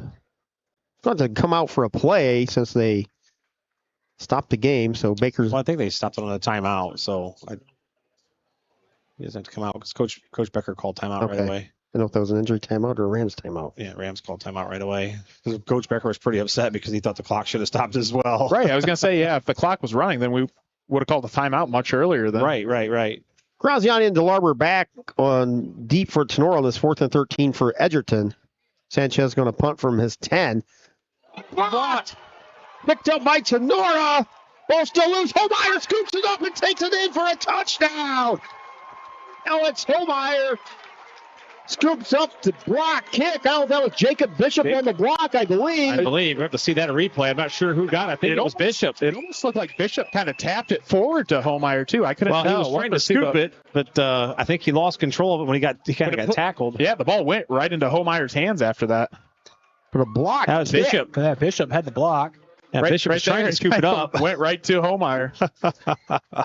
Excellent play by Jacob Bishop. Tried to get the scoop and score, but was able to kick it out there far enough for Alex Holmeyer to scoop it up. I guess the clock doesn't lie. Yeah. They managed to score anyways. Yeah, well, that's why you call a timeout, right? You never know what can happen, and Coach Becker could have let that go to halftime. Instead, calls a timeout, picks up an additional 7 points. So with 19 seconds to go on the game clock, Jacob Bishop with a blocked kick, scooped up by Alex Holmeyer. Holmeyer takes it in from 2 yards out. Bishop supplies the extra point, and Tinora with a 20-0 lead as we get ready for halftime. Stay tuned for the BSN Sports halftime show for 21-0.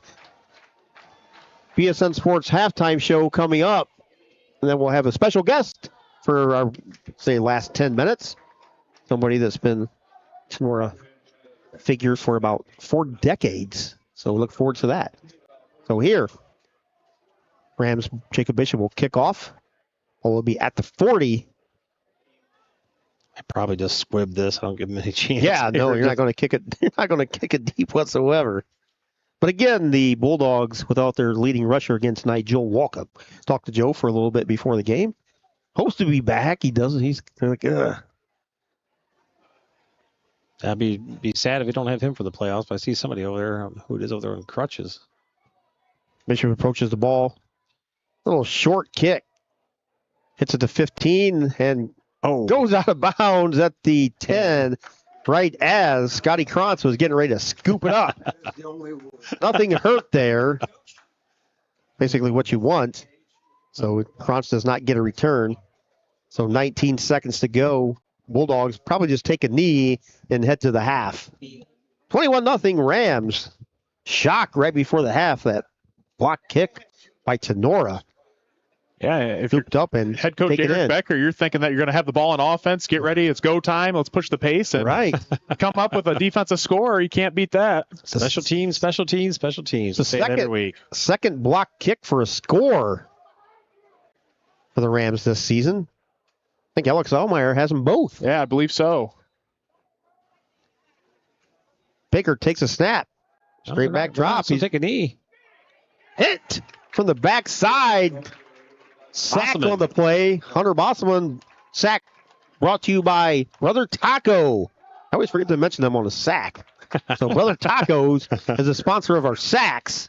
You got so many of them to remember. I'm surprised you Yeah. remember any of them. At halftime. Halftime here at Tinora High School, Judson F. Cresso Stadium on senior night. The Rams take a 21-0 lead. We'll take a couple sponsor breaks here. We'll be back with our BSN Sports halftime show. Then we'll have a special halftime guest, and we'll do it right after this. Again, Tinora 21, Edgerton 0 at the half. We'll be back right after these timeouts. Higby Embroidery of Defiance offers custom screen printing and custom embroidery to local high schools and individuals from all areas. Connie Higby and her staff have been serving and supporting Tinora High School as well as the Tri-County area since 1999. From throws to t-shirts to school jackets and much, much more, Higby Embroidery is here to serve your custom needs. Higby Embroidery also offers custom artwork if it is needed to complete your project. Higby Embroidery is located at 1940 East 2nd Street, right here in Defiance, Ohio. Contact them at 419-428-3000 or visit them online at higby.com or Higby Embroidery on Facebook. If you are looking for a customizable item, Higby Embroidery is your place. Higby Embroidery, a proud sponsor of the Tinora Rams Live Player of the Game Award. Matt Yost of Remax Realty of Defiance has been the top sales agent for the past 20 years in a row and has also been Defiance's #1 agent year after year. Matt is a very motivated individual who works hard for his clients, whether it be sellers or buyers. Matt currently is a 6-time winner of the prestigious Remax Platinum Club Award, which honors high-achieving real estate professionals for their service to buyers and sellers during the past year. Let Matt's 22 years of experience help you during your property search or sale, as he is fully committed to helping his clients and consumers find the home or property that is right for them. Matt serves all of Napoleon, Bryan, Paulding, and Defiance counties. Give him a call at the Remax Realty office at 419-784-3070 or directly at 419-438-0790. Maumee Valley Title Agency of Defiance has been providing seamless and transparent real estate closings in Northwest Ohio for 30 years. From contract to closing, their experienced team of attorneys and title agents work with lenders, businesses, and individuals to meet their real estate needs. Maumee Valley Title Agency proudly serves Defiance, Fulton, Henry, Paulding, Putnam, and Williams counties. Call the office today at 419-782-3334, Monday through Friday from 8 a.m. to 5 p.m., or visit them online at MaumeeTitle.com. Maumee Valley Title Agency of Defiance wishes all Tinora Rams athletes the best this season. Looking for an opportunity where you can grow your career, be appreciated, and be an owner where you work? Did we say owner? Yes. MAC is an employee-owned company that is highly involved and actively supports the communities in which our facilities are located. Mayville Engineering needs you. MAC is an employee-owned business where our focus is our customer success and has been named the nation's #1 fabricator for 12 consecutive years in a survey published by the Fabricator magazine. Join the MAC family today. Full and part-time positions are available. $1,000 sign-on bonus, 401k, vacation and holiday pay, a gain-sharing program, employee stock ownership, medical, dental, and vision insurance, short and long-term disability, and shift premium for second and third shift. Visit our website at mecinc.com. Click on careers or visit the 21 Seneca Street lobby at their Defiance location. Kenton McQuillan of Mossy Oak Properties of Bauer Realty and Auctions of Ohio is here to assist with your real estate needs. Licensed in Ohio, Kenton knows Northwest and Central Ohio very well as he grew up right here in the Black Swamp area in Northwest Ohio. Whether you're looking for a ranchland, farmland, timberland, or just a residential property, Kenton McQuillan is here to find the right property that fits your needs. Reach out and give Kenton a call today at 419-576-2978. Northwest Ohio Sports is the place for sports rankings, news, scores, podcasts, and more for area athletics. Check them out at Northwest Ohio Sports on Twitter, Instagram, and Facebook. Okolona Tavern, located in downtown Okolona, is the home of the famous Okie Tavern Wings. Stop in after the game and get some delicious wings, burgers, fries, onion rings, and enjoy an ice cold beverage while talking about the game. Hours of operation are Tuesday to Sunday, opening at 4 p.m. Check out the Okolona Tavern on Facebook for a menu before you head out. Mexican food specials every Thursday and Sunday. The Okolona Tavern, a proud supporter of the Tinora Rams. Optimal Performance Fitness is not just your typical gym. Here at OPF, you don't pay for a membership just to hop on a treadmill. We are a fitness coaching center that strives to provide an experience like no other. We provide accountability and results. You either work one-on-one with a certified personal trainer or in a group setting with like-minded people. Here at OPF, we want to change your mindset of going to the gym into something that you enjoy and look forward to doing. Rather than going to the gym merely to work out, we train at OPF. We are your cheering section, your motivators, and soon-to-be family. Optimal Performance Fitness strives to help you achieve the best version of yourself. Contact us today to take that first step. It could be life-changing. Stop with all the excuses. Let's roll up our sleeves and get to work. Call Jake at 419-438-7265 and get started today at Optimal Performance Fitness. Here at Patriot Outdoor. Back here at Justin F. Creswell Stadium, Rams with a 21-0 lead. Welcome to the Bidlack Insurance, or the BSN Sports halftime show, sponsored by Mr. Jim Gares. Rams got on the scoreboard, 11:55 to go in the second quarter. Devin Llewellyn with a 5-yard touchdown run. Jacob Bishop with a extra point. 7-0 Rams led. Dominic Graziani came in for Owen Farrell on a 4th and short, converted that, and then immediately took the snap and scored from 2 yards out with 1:42 to go in the second quarter. Bishop's extra point was good. Edgerton lined up for a late punt with 24 seconds to go in the half. Jacob Bishop broke through and blocked it. It was scooped up by Alex Holmeyer at the 2-yard line, and he took it in for a 20-0 lead, and Jacob Bishop supplied the extra point. So the Rams with a 21-0 lead here at the half. We'll go through the stats here in a little bit, but what's your guys' first half observations here? For me, it was nice. It's nice to see the Rams run the ball. They've been struggling running the ball the last few games, and to establish a run game, and they brought a tight end set back in, using Josh Lead there as tight end and just blocking down and creating some openings. Yeah, I agree with you, Tony. I think the run game has been the big highlight of the night. I believe at the end of the first quarter, they had, 95 rushing yards, which is more than they had the last 2 games combined. Yeah. So that's impressive. But I think a lot of the credit to not only the running backs, they're running hard and they're reading their blocks correctly, but the offensive line is playing physical. You're seeing movement out there on the field, which we haven't seen the last couple of weeks. And we had said, Tinora going forward, we know they have a really good passing attack, but they need that running attack to complement and open things up for Owen Farrell down the field. So absolutely, I think they're doing well on that here tonight. And surprisingly, the passing attack has struggled just a little bit. But again, that comes with pressure coming on the quarterback. And I think going forward, the Rams continue to work on that pass block and that pass protection in order to let Farrell look for his reads down the field. Each team has 25 plays. Rams have 146 yards of total offense. Rams have 42 passing yards, as Logan said, kind of uncharacteristically for the Rams here early. 15 rushes, but on the other end of the spectrum, Rams have struggled the game, as you guys said. 15 rushes for 104 yards and 2 rushing touchdowns for Tinora. Edgerton has 31 yards passing and 53 yards rushing, and most of those were on the one play by Scotty Krantz. Yep. Individual rushing. Cooper Replogle has 4 carries for 60 yards. Devin Llewellyn has 8 carries for 39 yards. Dom Graziani, 2 carries for 12 yards for the Rams. Rams passing, Owen Farrell, 6 of 10 for just 42 yards, which Owen usually does that in a series, it seems like. Trent DeLarber has 4 catches for 24 yards. Trent did have a 65-yard touchdown reception called back because of a penalty. Jacob Bishop has a catch for 12 yards. Josh Lieb has a catch for 6. Looking at the Edgerton Bulldogs, you said kind of struggling. Maddox Baker, 8 of 10 for just 31 yards for Baker. And Scotty Krantz, the leading rusher, has 4 carries for 69 yards for the Bulldogs.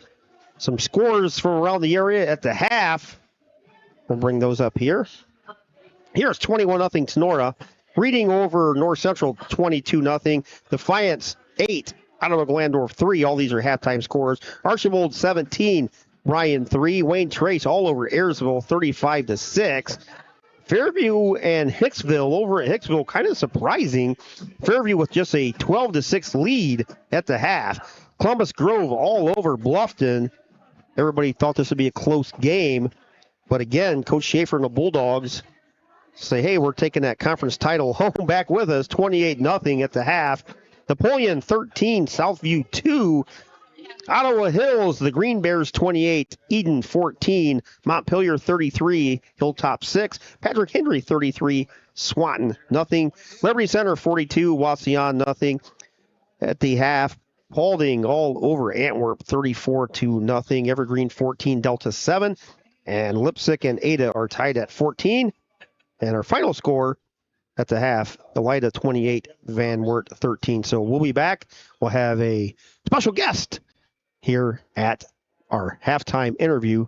So we'll be back with the Rams leading 21-0. We'll take a couple minute break here, and we'll be back right after this timeout here on senior night here at Tinora High School. The Tinora band is out on the field. So we'll be back right after this timeout here on Tinora Rams Live.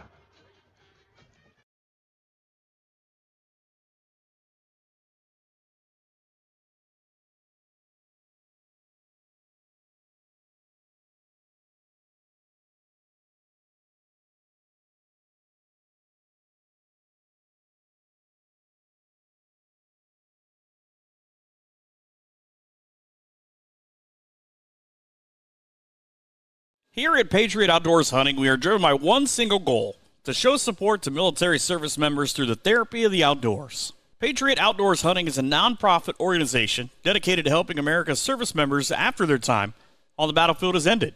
One of the ways we help these brave individuals is through the therapy of the outdoors. If you are a veteran or know a veteran who would enjoy an outdoor experience, please share their name and contact information with us. Patriot Outdoors also invites all veterans to register with us. Each month, we will pick winners of Patriot's outdoor gear, as well as notify veterans of upcoming events. Registering with us will also enter you into our Hunts of a Lifetime each year. These trips include deer, turkey, and wild boar. To help fund a veteran on an excursion or to donate a product or service to allow more veterans to take part, please contact us at patriotoutdoorshunting@gmail.com or call Jeremy at 419-579-0427. Patriot Outdoors Hunting, connecting veterans with the outdoors, home of the free because of the brave. Are you tired of losing money on your 401k or other retirement accounts? Well, you're not alone.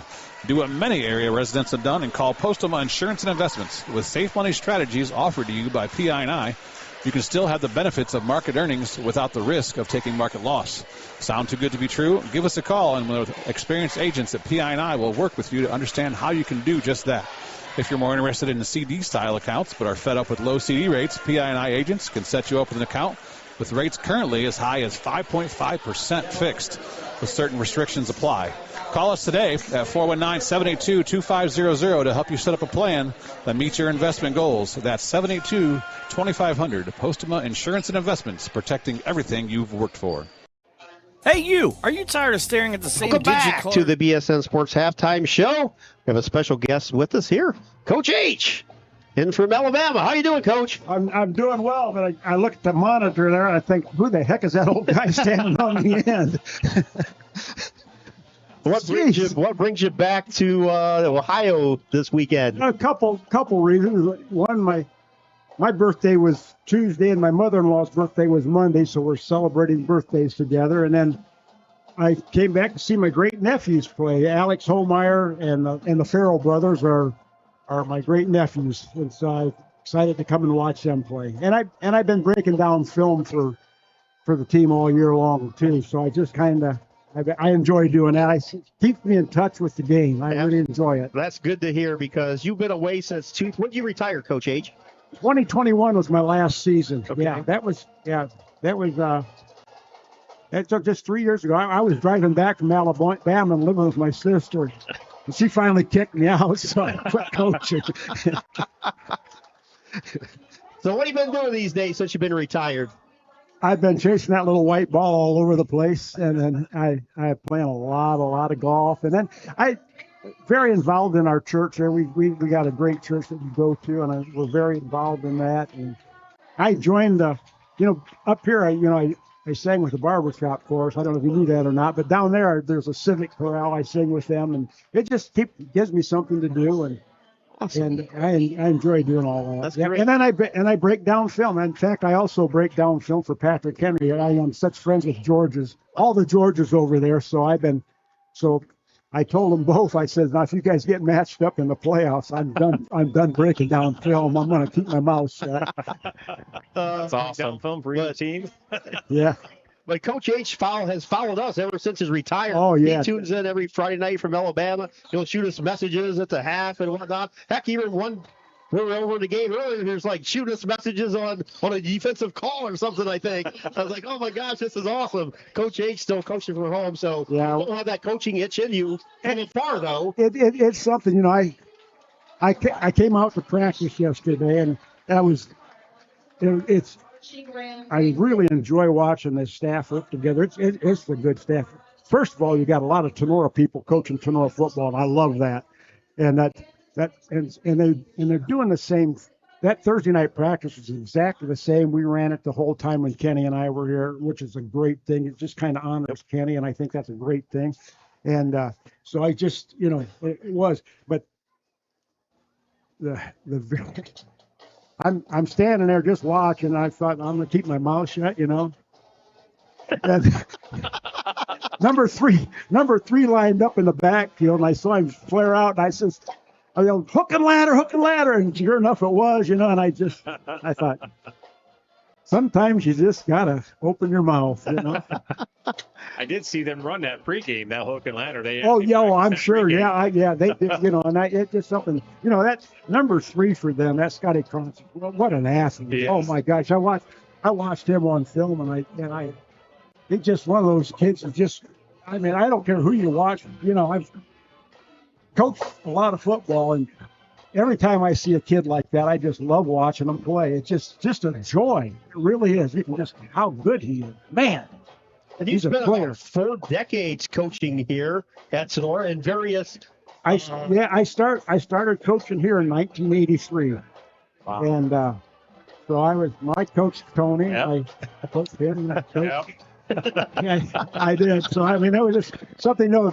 And I've coached a lot of fathers and sons. Yep. And it's just something, you know. I don't think did I ever call you Tony? I may have, you know, because Call him Tony or not, but numbers. Kyle Ordway, I called him Kevin. I think every other play, you know, it's just something that just, you know, you just have that, you know, and he did. He looked like his dad. He wore 44 like his dad. Right. You know, so it was, but that was, it was, I tell you what, I loved every second of it. I really did. And that's just something that, that's why I come back, you know. And I just love what you guys do. Being able to stay in touch. It's just a little bit of home every Friday night. I was just going to say, I mean, I appreciate your continued involvement in the program. You know, even though that you're down in Alabama, you're still staying connected. And I had to laugh. We had Casey and Eric on our podcast the one night, and Casey he told us, you know, it could be halftime, and you're sending them text messages for adjustments at halftime. I said, oh, that's awesome. But, you know, I just got a question for you. You know, you've coached a lot of players. You know, you definitely have a legacy. What do you hope that your legacy has been for all the players that you've coached over all the years? I know everyone always appreciates talking to you, but, you know, what do you hope your lasting legacy has been here at Tinora? You know, really, I get such a joy out of seeing what you guys do afterward. You know, I mean, my gosh, you're a physical therapist, chiropractor. You know, it just to me, you know, you see guys, you know, I mean, we've got guys that I've stayed in contact with that are ministers now, pastors at churches, and just lawyers, and I mean, it's such a neat thing to see and that's just something about coaching at this small level that we are. You know, I mean, Division II is probably the biggest football school that anybody went to play from out of town. I don't think we ever had a Division I player ever, but at least not while I was here. You know, but the thing is, the ones that did go on, they went on to get an education. Yep. You know, and that was just, to me, that speaks volumes more than the football. I mean, I'm proud of everything that we've accomplished football-wise from the time I started until the time I finished, and still what's going to continue on. I think that's something we have a little bit of a legacy, and we've got a lot of tradition. You know, I was in there looking at the Wall of Fame in the coach's office here. You know, in 2002, you know, with Kenny, that was We won our first GMC championship. We won our last one in 2021. That was a 20-year stretch. In 20 years, we won 10 championships. 50% of the GMC championships were part of Tinora for 20 years. I mean, that was awesome. I mean, it's just great, you know. And that's just that legacy right there is just something that, you know. And then too, I had the privilege of coaching with 5 different head coaches, and I learned something from every one. It was just, you know, I mean, you get something. And then too, and the coaching fraternity. When I first started, and the first year they wanted to make me the defensive coordinator, Johnny Greer was here, and I said, Johnny, I want to go over and because we were playing Archibald first, and they were just kicking the snot out of it, and I said, I'm going to go over and talk to Coach Fruce, you know, because they could D them up. And that's kind of how I got into the 5-2 and evolved into the 34. Sure. I mean, he ran that 52 invert, and we went over and met with him, and he just, I mean, for 2 days he just schooled me. It was, you know, it just, and you know, that coaching fraternity there, you know, and I kind of passed that on to other coaches that have contacted me over the years also. It's just something that just, you know. We like to beat each other, but we also help each other out, and it's a neat thing. It really is. That's what I love about it. Got about a minute left, Coach. What's your proudest moment in your decades of coaching here at Tinora? If you could narrow, you don't have to narrow one down, I guess, but this what stands out the most? Like a game or a season, you know, or I think maybe the 2010 season when we had 8 shutouts. Yes. You know, I was just something that, you know, I just, you know, it was kind of, you know, and it would have been 9 except Edgerton here ran the kickoff back at the very end of the. I just happened to think about that when I was out there. I said, it was down that sideline over there too. And I still, you know, I can still remember that as plain as day. The only other team that scored on us was Parkway. Yep. And then we played them week 2, and I think we went over there, and we were just kind of, it was one of those games that we did not play very well at all. And they scored on us, but we shut out Liberty Center. I mean, it was all the way through. All the way through. And it was, and those kids just took pride at that. And that's when I developed the phrase. They posted it, and I said, it's pretty hard to lose when you pitch a shutout. and so everybody would kind of tell me that. Absolutely. Yeah. So. Keep it from putting points on the board. Yeah, it is. Yeah. So that's. But anyway, I think that's probably that season is probably it's one that I kind of put a little bit of feather, and that's just such a credit to that. You know, that's another thing too. Alex Batt was one of the best linebackers I ever coached. Yes. And I knew we were going to have a pretty good season. We were prepping for Liberty Center, and I'm there, and I'm just, you know, how I bark and rules out and everything, and you know, I said, on that Delaware formation, when that back goes in motion, you better be reading this guard. And Bat turns around at me, and he looks at me and says, Coach, this isn't my first rodeo. I think, I'm just going to let him do his thing. All right. Well, Coach H, thanks for joining us at half. This has been our pleasure. Like I said, you know these 3 guys here, and we appreciate you for tuning in every Friday night, and you keep in conversation with the coaching staff, and that's just great. So thank you for coming up. We appreciate it. Yeah, we appreciate it. Thank you for everything you guys do. I really do. Thank you. Yep. Thank you.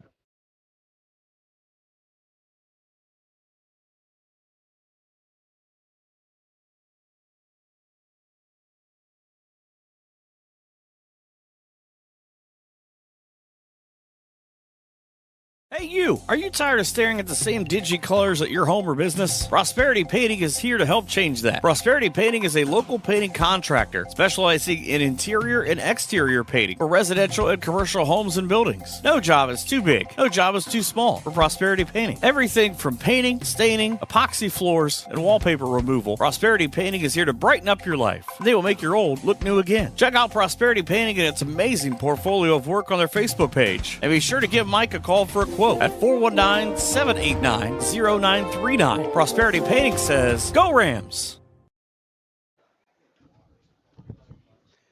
back here getting ready for the second half kickoff. It's 21-0 Tinora. And thanks to Coach H for stopping up. Well, I mean, trust me, that was my pleasure and all these guys here pleasure. And Brett tunes in. He says, hey, Coach H is a legend. He probably has no clue who in the heck I am, but I am a huge fan. So thank you, Brett, out there watching as well from across the field. But I mean, I was just in awe. You guys played under Coach H. Like I said, if anybody deserves a statue ever at the high school level here in Defiance County, it would be Coach H here at Defiance High School. I agree. High School. He was a great coach, but he's an even better person. There's so many memories, I have with him on the field, and it's just great that he, no matter who you are, he's always going out of his way to talk to you, and just a great guy. And one little memory besides football I have is when we won the 2014 state baseball tournament. He's actually on the golf course at Eagle. Well, it was Kettering, but now Eagle Rock. And he was out there with his golf club, hanging around and swinging it through the air, all celebrating. But again, he's just so supportive of all things, in the Tinora community. Rams will get the second half kickoff. Onside kickoff by. They touched it too soon. Yeah, that didn't cross the line. That should be a penalty. Had to go no flag. 10 yards. Edgerton touched it about 10 yards. He definitely did not get it after 10 yards. Edgerton touched it about the 8-yard line. I mean, after 8 yards. Yeah, there was a flag. I was going to say, because, they didn't. That ball, he touched that ball about 8, like you said, Keith, about 8 yards. After a little bit of a conversation there, the refs finally do drop the flag, so they have a penalty on here. And see what the Rams elect to do. They can actually just take the ball there, I believe. Yeah. So Coach Becker says, we'll take it right there. Ball spotted at the 50. So we're going to start the... On the replay, that was a little closer than I thought it was. It looked like, we just saw it initially like he touched about 8 yards. It was closer about the 9 yards. It was about the 9-yard line. It definitely wasn't there. But going back to Coach H, it really speaks volumes about him when you ask him what his favorite legacy is, and he talks about what the kids do after school and with careers in their lives. That shows that he cares more about the kids than he does about the wins and losses, and that's what makes a great coach. Yes, the wins come with that. Very, very well said, AJ. Perfectly said.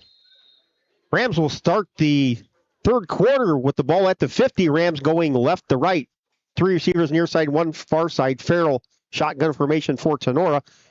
Hands it off to Devlin Llewellyn. Llewellyn off the left side of the offensive line with a gain of 1, maybe 2. It's going to be 2nd and 8 for the Tinora as they're into Edgerton territory at the 48-yard line. Now, Coach H, he's one of those guys when he comes back, everybody comes up and he just, you want to talk to him. I mean, he's like, he is a legend here at Tinora High School. When somebody sees Coach H, they want to pick his ear about something. 2nd and 10 for the Rams offense. Farrell takes a snap, hands it off to Llewellyn. Llewellyn bursts across the 45, falls forward to the 43. Flag came up from the far side referee. So indicating a face mask against Edgerton. Gain of 5, which would have been short of a first down, would have been 3rd down and 3, but the penalty will give the Rams a first down, and they're going to march the ball, and it's just a 5-yard face mask, so it's going to be 1st and 10 at the Edgerton 38. 21-0 Rams here, courtesy of Alex Homeyer Scoop and score off the hands of Jacob Bishop on a block punt. Dominic Graziani, 2-yard touchdown run, and Devlin Llewellyn with a 5-yard touchdown run. Farrell fires it over there to Lieb on the far side, catches it at 40, falls forward to the 34-yard line. Gain of 5 on the play for Tinora. It's going to be 2nd and 5 from the Edgerton 34-yard line. That's underway here in the third quarter on your Drop Zone Pizzeria scoreboard. 21-0 Tinora. Solid pickup there by Lieb and keeps the Rams offense on track, putting them in a nice distance, 2nd and 6. Again, with a win tonight, the Rams clinch a home game, maybe 2, and a solo GMC conference championship. Talarber goes in motion to the far side. Empty backfield. Farrell sets up, has all day to pass. Now feels the pressure. He's going to step up. He's looking. Then he's going to tuck it and run. Dives for a first there's down. A flag. 2 of them come flying in. Farrell had the first down at the 28, took a slide, and 2 Bulldogs came in and met him at the slide. So that's going to be a 15-yard penalty, resulting Talking to Coach Becker before the game, he was talking about Owen Farrell and gaining some experience and knowledge. Talked about how he wants him to learn to step up into the pocket, and if he has to, actually run the ball. He's been getting a little bit better about throwing the ball away, but it's really nice to see him actually get some yards on the ground again. He hasn't done that in quite a while. No. Ball's all the way down to the Edgerton 14-yard line. So 1st and 10 Tinora from the Bulldogs 14. Ball's in the center of the hash as the Rams break the huddle. They send 3 receivers far side, and Mason McQuillan, your near side receiver, empty backfield. Throw that ball out here to Mason. You watch this. Farrell straight back drop, going to fade it in the end zone to McQuillan. He's out there. Oh! The head of McQuillan in the corner of the end zone. Coach Fairchild called that one. Just saw the way Mason lined up. I'm like, they're going to come to Mason over here. They're going to try to get him a touchdown on senior night here. Yeah, he had no safety help over top, so it was just one-on-one, mano-a-mano, and that ball just slipped right through McQuillan's hands. Yep. Just thought he was a little closer to the out of bounds, I think, than what he really was. He had a couple steps there yet. He was trying to reach instead of just catching the ball. But that's all right. 2nd and 10 here in the third quarter. 9:50 on your Drop Zone Pizzeria game clock. 21-0 Tinora. Dominic in the backfield. Graziani takes the snap, and Dom saw an opening as they blew the ball dead. And Graziani a little bit frustrated because he saw a big opening over on the left side of that Rams offensive line. Farrell's going to come back in the game at the quarterback position. Graziani comes out. Dom, one of the seniors on the Rams football team. Holmeyer's got a touchdown on senior night. Dom's got a touchdown on senior night. So does Devin Llewellyn. And Llewellyn's got a touchdown on senior night. So they're doing a pretty good job. McQuillan, far side receiver. Shively, near side receiver. McQuillan comes in motion, takes the handoff, gets to the 20, and he goes down there. Gain of no yards on the play. That didn't trick anybody. 3rd down and 15. Yeah, all Tinora did was just fake the handoff, try to run a little bit of misdirection, and then handed it off McQuillan coming across the field. But, it wasn't fooling anyone because Carter Gibson for Edgerton, he was right there on it and did not fool him out. Ball's on the near side hash. Rams break the huddle. 3 receivers far side, empty backfield, 2 near side receivers. Farrell, straight back drop, feels the pressure, throws it out to Bishop. Winds up short of Bishop's going to bring up 4th down for Tinora. Bishop come on for a 35-yard field goal attempt. Had to get rid of that one. He didn't have a choice. And in the first half, midway through the second quarter, Jacob had a 71-yard official punt. I think I said 65, but Matt corrected me. He said, hey, that was 71 yards. I was like, I was trying to do quick math in my head. I came up with 65. He goes, I think it was 71. So a 71-yard punt by Jacob Bishop earlier. Officially a 36-yard field goal here. 36-yard field goal attempt. Up, and it's in the air, and it's good from 36 yards out. Got it, just nailed it. Yeah. 8:41 to go here in the third quarter. Rams with a 24-0 lead over Edgerton on your Drop Zone Pizzeria scoreboard. We'll be back after this time out.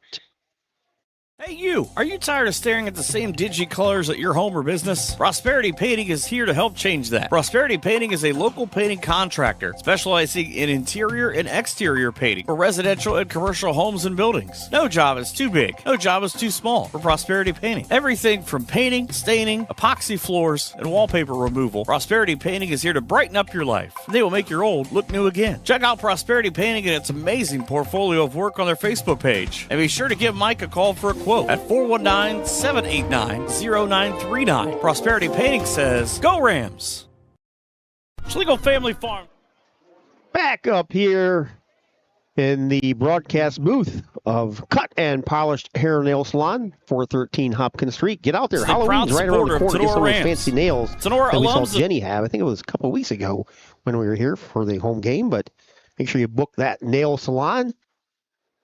24-0 Tinora, trying to clinch solo GMC title with a win here tonight. 8:39 to go in the third quarter. Bishop tees it up, kicks it deep, all the way back. Hits Sanchez. It bounced off his chest. He scoops it up at the 10, across the 20, 25, 30, close to the 35-yard line. Sanchez took something which could have been a negative into something positive. But as you usually see on a play like that, special teams units see the ball on the ground and they all just kind of get out of their lanes and flock towards the ball there. Yep, absolutely. That's what I was just going to say. Everybody just starts going right straight to the ball, and he was ready to hold it down, got it back to the 34. Yeah, I mean, great job by Sanchez recovering there, because a lot of times you don't really see him come back up with it and end up with a huge gain like that. But decent field position for the Bulldogs. Yeah, I call it a charity hop, kind of hop right back up where he could get it. Yeah. Hit his shoulder pads and shot forward about 10 yards. Baker has two backs in the backfield. He fakes a handoff. He's under pressure, and he's brought down by Homeyer at the 24-yard line. Alex Homeyer with another sack. I think that's 1.5 tonight, guys. Yeah, I believe so. Sure if they're going to give him a full one, I would think that's all him. Yeah, that's why I was trying to debate whether it was a full or a half, but I think that's got to be a full. Yeah, that's a full sack. He had him wrapped up, was taking him down. Got some help at the end, but Marcus Mosier has the season record with 16.5 right now. 15.5 for Alex Homeyer. 2nd and 18 for the Bulldogs, way back on their own 24.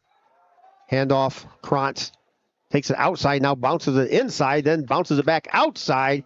Krantz with the game on the play of about 8. It's going to bring up a respectable 3rd and 10 for the Bulldogs offense. Going back to that with Krantz, that little off tackle play, it's what they broke big for earlier. They've had a couple good runs off that. We're right back to it again. Yeah, and you can tell Edgerton's trying to get the ball to the outside with Krantz. If you put Krantz out in space, that's where they want to live. They don't want to live and make their money, between the tackles. That's not what kind of football team, and that's not what kind of runner Krantz is. Now, if Joel Walkup was in the game, then that changes your running attack, but not with Krantz. Ball's on the far side hash on this 3rd and 10 tight formation. Fake handoff. Baker, straight back drop, fires out here. Crow bobbles it and catches it right at the sticks. First down. Actually, they're spotting him up. Will be enough 47. For a first down, but Krantz stuck the big bear paw out there, batted it basically back to himself and snagged it at the Edgerton 47-yard line. Enough for a Bulldog first down. Impressive catch, geez. It's a 7-minute mark here in the third quarter. Rams with a 24-0 lead over the Edgerton Bulldogs. Bulldogs going right to left in the all whites with the maroon helmets and the yellow trim. Baker two backs in the backfield, hands it off to Krantz, breaks through, gets shoestring tackled at the 50, falls forward to the Tinora 49. They're going to spot it right at the 50. Even there, Krantz almost got ankle picked there in the backfield, but he's able to do a little sidestep and pick up another couple yards. Again, that's why we keep talking about why he's one of the better athletes in all of Northwest Ohio. The kid goes out there, he makes plays, and he plays hard. Very hard. Just talking about him. Coach H was just talking about him about being an athlete, and Edgerton is definitely trying to get him the ball. Sanchez in the backfield. He goes in motion near side. Baker fires it far side, caught by Corey Herman at the 50 into Tinora territory, tackled at the Rams 46. Going to be 3rd and short for the Bulldogs. Going to bring up a 3rd and 3. Let's take another look at that Krantz catch over here. One-handed, tipped it to himself. This could be running into your play of the week, Logan. Nice little catch. Ball's on the far side hash for the Bulldogs. You're going to imagine this is 2-down territory for Edgerton. 3rd and 3 as they trail 24-0. 5:50 and winding here in the third quarter. Two backs in the backfield. One shifts out. Scotty Krantz goes into the slot. Baker takes a snap, fires out there. Ball's knocked away by Dylan Shively, intended for Sinclair over there. Nice play by Dylan Shively. Using Krantz as a decoy over here. Nice job there by Dylan Shively. Just his vision, that he read that quarterback's eyes the entire way and was able to nearly jump that pass, and could have been a pick six. Going to be 4th and 3 for the Bulldogs. They break the huddle. Near side receiver will be Gibson. Then Krantz. 3 receivers near side, 1 back in the backfield. Baker takes the snap, straight back drop, looks, fires across the middle. Slant is caught by Scotty Krantz at the Tinora 37-yard line. First down, Bulldogs.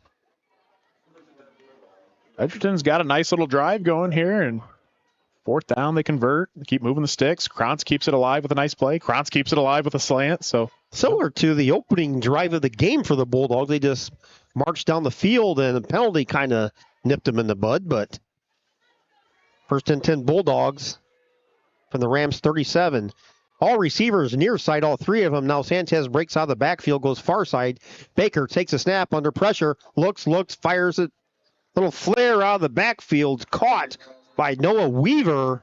Weaver pushed out of bounds inside the 30. This will be a 1st down as well, I believe. See where they spot it. That's enough for a Bulldog 1st down. That throw out there almost looked like Baker's playing backyard football. He's kind of telling Weaver, keep running. He kind of signaled with his hand and then just lofted it over top and was able to complete the pass. But a little jump shot there.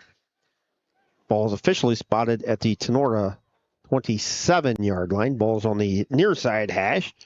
Brand new set of downs for the Bulldogs. 2 receivers go far side. Sinclair and Weaver. Now Krantz shifts. He goes far side. The near side receiver Gibson at the tight end position.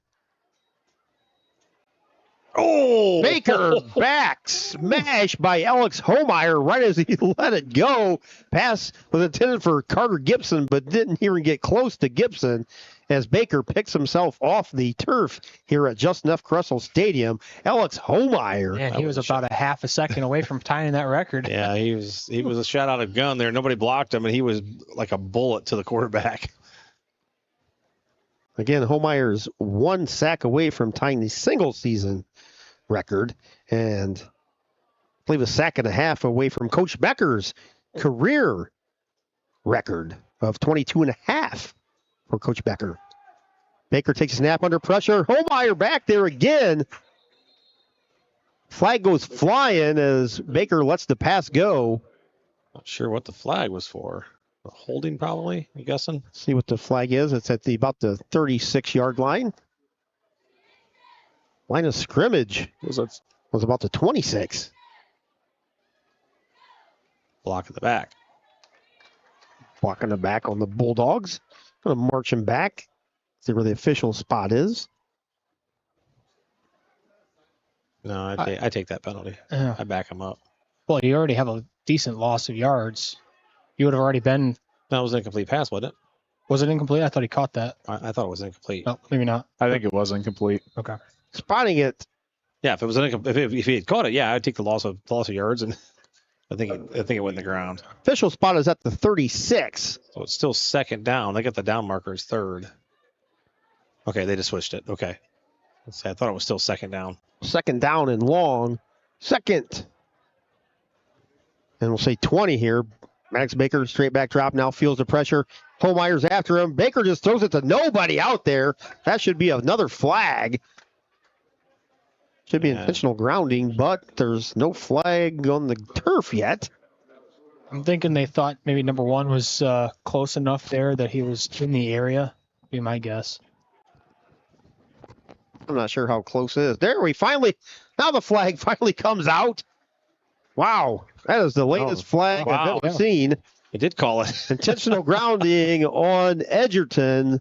Maddox Baker hit with the intentional grounding penalty, but I just thought they were going to continue with the next play because there was no flag whatsoever. Did the head official go over and have a discussion? I didn't even see anybody converse whatsoever. Just randomly threw out a flag at the very last second.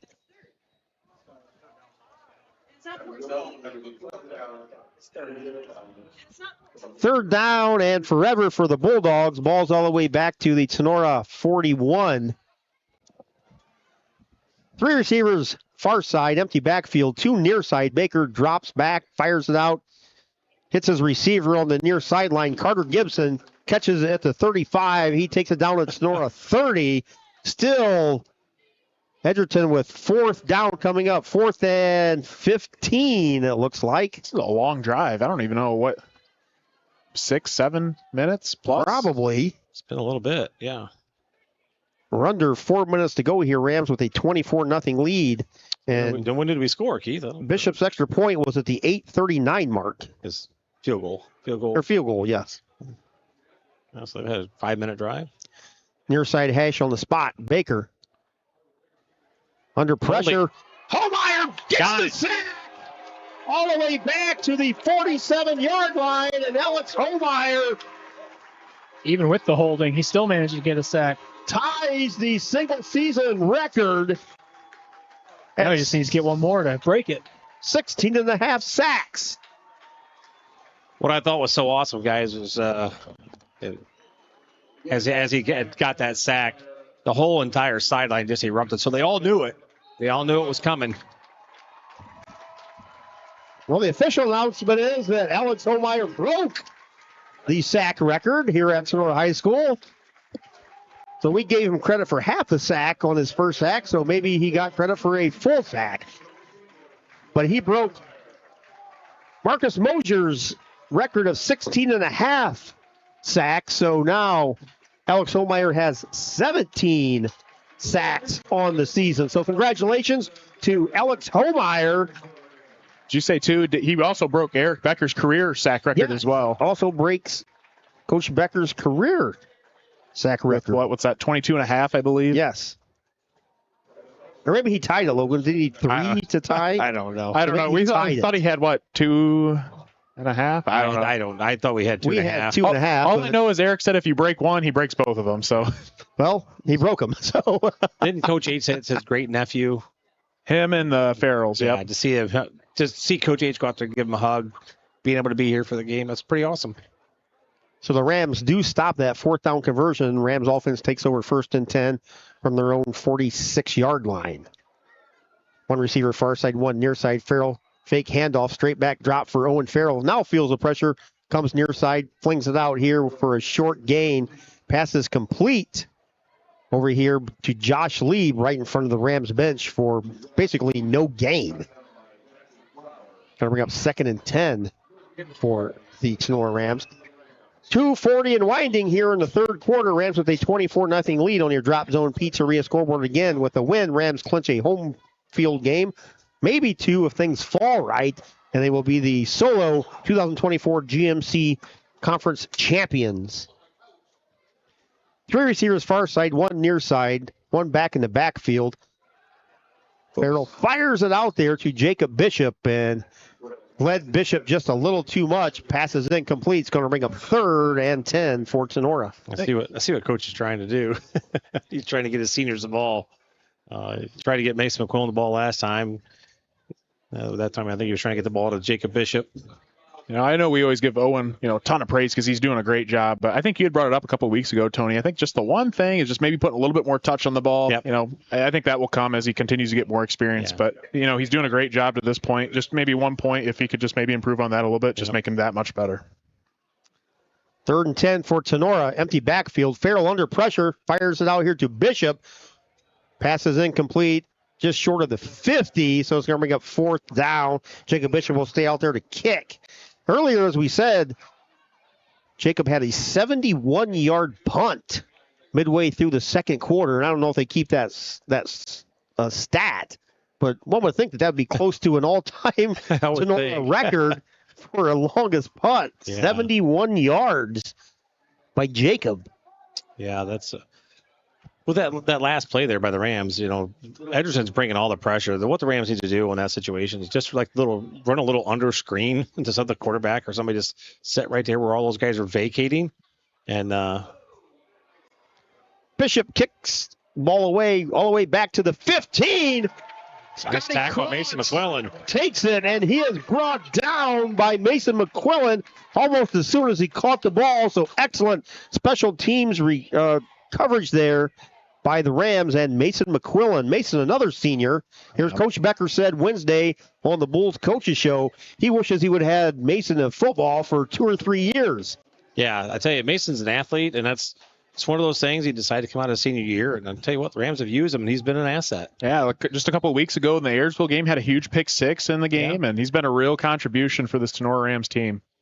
Bulldogs start 1st and 10 from their own 15. 2 receivers far side, no near side receiver. Baker takes the handoff. Going to be a quarterback draw. Bus off the left side, or the right side of the Bulldogs offensive line. Gets a gain of about 7. Ball came out. They're saying he was down. So McQuillan came up with that ball, but actually a gain of 8 is going to be 2nd and 2 for the Edgerton Bulldogs. The third quarter is winding down here. 145, 144. Tinora on top, 24-0. Over here at Justin F. Carresso Stadium on Senior Night 2024. We should be back here next Friday for a Rams home playoff game. Opponent to be determined, but you can probably figure that out tonight if you want to stay up past midnight, which I will. Sanchez takes a handoff from Baker, falls forward to the 25. He's going to be close to a first down, and he's going to have it. Usually finish my post-game article about between, I would say, 1 and 1:30 a.m. on a Saturday morning. Yeah, then, if you start looking at the playoffs, Casey, you won't go to bed until 4 in the morning because you'll be down that rabbit hole. Oh, good Lord, yes. I tell you one thing, though. Hit refresh. I hate Week 10 are the few games that are played on Saturday because it ruins the whole thing. Yep. You don't know the official, and that's really messed things up. You think you're going to play one team, and there's that one game that's still hanging out there on Saturday. 1st and 10, Bulldogs. Baker, straight back drop, feels the pressure, steps up, brought down by Homeyer for a no gain, maybe a yard on the play. So Baker's slow to get up. Slow to get up again. He was injured last week. He didn't play last week's game for the Bulldogs. And the trainer came out in the second quarter where Maddox Baker had his knee looked at. Now Maddox Baker is down again here. Keith AJ just pointed out the score. The Columbus Grove over Bluffton, 42-0. Wow. I think, not really knowing Coach Schaefer, but we've talked to Coach Schaefer enough that if he could put 70 points up tonight, he's probably going to put 70 points up tonight. Oh, that's for sure. Well, they got the running clock going on, and I'm sure he's just smiling from year to year having a running clock against Bluffton. But hopefully Bluffton didn't wear their Christmas attire for that game. That'd be a bad move by them. But Jake North, the athletic trainer for Edgerton, again out to check on Maddox Baker. Baker was on his back, now finally sets up. I think he hit the ground kind of hard, guys. I'm not sure. Coach Flagel out there with him as well. Coach Flagel has the Edgerton Bulldogs guys at 6-3 last year. We talked to Coach Flagel on Logan's Northwest Ohio coaches show, and a lot of positives from Coach Flagel as he looked forward to the season, and as Maddox Baker is up now. But Coach Flagel has the Edgerton offense, when they have everybody healthy, firing on all cylinders. Average 35 points a game and close to 400 total yards of offense per game. Yeah, Coach Flagel's just, he's one of those great coaches in the area. He's just a great guy. Does a nice job. Yep. Obviously numbers are low, but he's doing some great things. And at one point, they had one of the top offenses in the entire state in Division 7. Yeah, about midway through the season. But yeah, Coach Flagel is one of the nice up-and-coming young coaches in this area. He's an Edgerton graduate. He can probably have this job as long as he wants it, it's my guess. You think about all the young coaches. You got Coach Flagel, Coach Cooper, Coach Mickey. All these guys are so younger group of guys, and they all seem to know each other very well, as we found out during our coaches show. But Mason Eldon in the quarterback. Eldon takes a snap, fires out their balls, tipped at the line. Is going to be incomplete. We're going to have a roughing penalty. On flag Bosman. Hit the feet of Eldon. The official call is roughing the passer against the Rams, so that will give the Bulldogs a first down. Final 28 seconds to go here in the third quarter. Tinora with a 24-0 lead on your Drop Zone Pizzeria scoreboard. But a perfect Friday night for football. Couldn't ask for anything better here at Tinora High School on this. This quarter seems to be taking forever. It is. That first drive by Edgerton took probably 7-8 minutes, and then just the clock was stopped so often. Brett said Trenton Barraza had a 41-yard touchdown run. It'd be interesting to see how many yards actually Barraza has tonight. So if Brett can get that information, let us know. Pass thrown out here. Up for grabs, basically. Jeez. Caught by Edgerton. Scotty Krantz at the 40. Basically, it was just a free ball up in the air, and Krantz just out-muscled, out-jumped everybody. Nobody went up for it. It was like Dominic was from behind him. He's going to win a lot of those jump balls. Being at 6'3", it's hard to out-jump him, and being the athlete that he is, he's going to come down with it. First down, Bulldogs into Tinora territory at the 40. Eldon back to pass. Pass is picked off by Trent DeLarber at the 35-yard line. He stepped in front of the intended receiver, Caden Sinclair. Eldon did not see him at all because Trent DeLarber was there the whole time. he was just setting in the spot right there. Just wow. Yeah, he was there to start. He didn't sneak in there at all. He was just kind of camping. Just sitting there. Well, that's the end of the quarter. End of the fourth quarter. Drop Zone Pizzeria scoreboard shows Tinora 24, Edgerton nothing. We'll have the fourth quarter coming up right after this here on Tinora Rams Live. Schlegel Family Farms is a proud supporter of Tinora Rams. Tinora alums, the Schlegels, Chris, Becca, Kennedy, Ian, and Lucas say, "Let's go Rams!"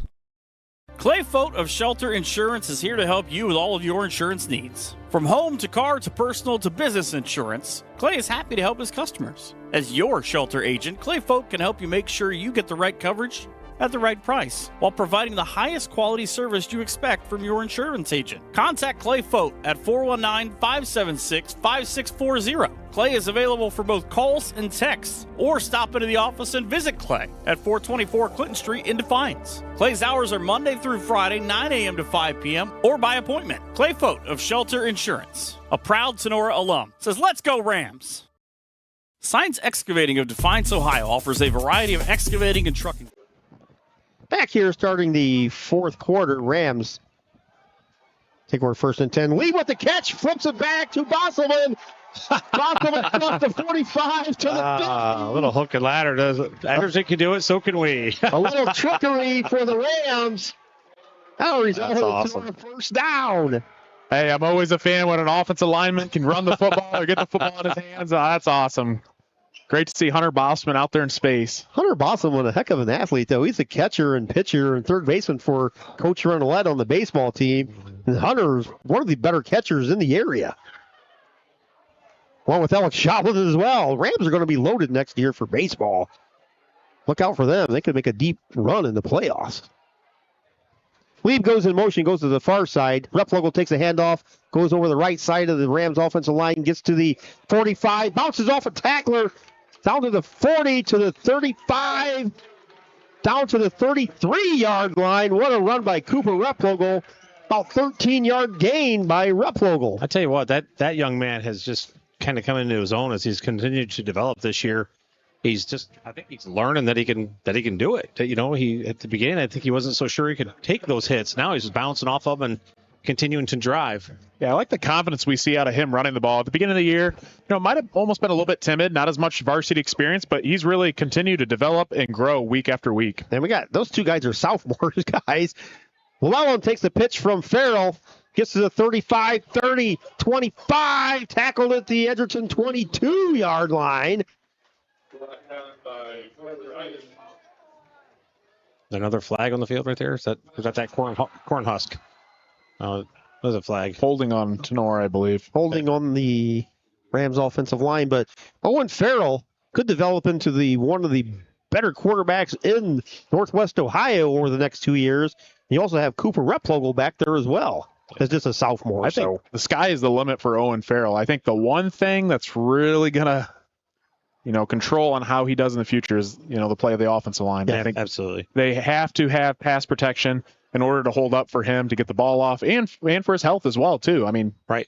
Quarterback's taking a lot of sacks and hits. That's not good. A lot of graduations will be coming for the Rams offensive line in 2024 into the 2025 season. So that backs him up 10 yards all the way back to the 45 is first and 20. Ball's on the far side hash for Tinora. Rams going right to left. Farrell barking out the signals in the shotgun formation. Hands the ball off to Llewellyn. Llewellyn bounces out to the left side. Gets down to the 40, maybe to the 39-yard line. Gain of about 6 for Devin Llewellyn. Going to bring up second down and 15 for Tinora. 10-10 and winding here in the fourth quarter. 24-0 Tinora on your Drop Zone Pizzeria scoreboard. Keith Brown, Coach Fairchild, Dr. AJ, Dr. Logan, Dr. Kayla up here. Mia, she's been asleep since first quarter, so she's like, I'm tired of smelling tacos and watching football. I am out. In the backfield now. Graziani at the quarterback position takes a snap. Quarterback run off the left side. It's a couple man miss. Across the 35 down to the 30. Carter Gibson had him. And Graziani snuck out of that and gained another 3 or 4 yards on the play. I tell you what, guys, I think going into the playoffs, Tenora's got a group of some talented running backs, but I'd like to see Graziani run the ball just a little bit more. And we had seen that at the Hicksville game. He stepped up to the plate and did a nice job when they made that switch from him going from quarterback to a utility position. But I think he's got to get the ball in his hands in the backfield, and he's got to be running the rock. Yeah, I agree with you, Logan. You put him back there, at least maybe use him as misdirection stuff, counters and that kind of stuff. And 3rd and 7. Pass goes out to McQuillan.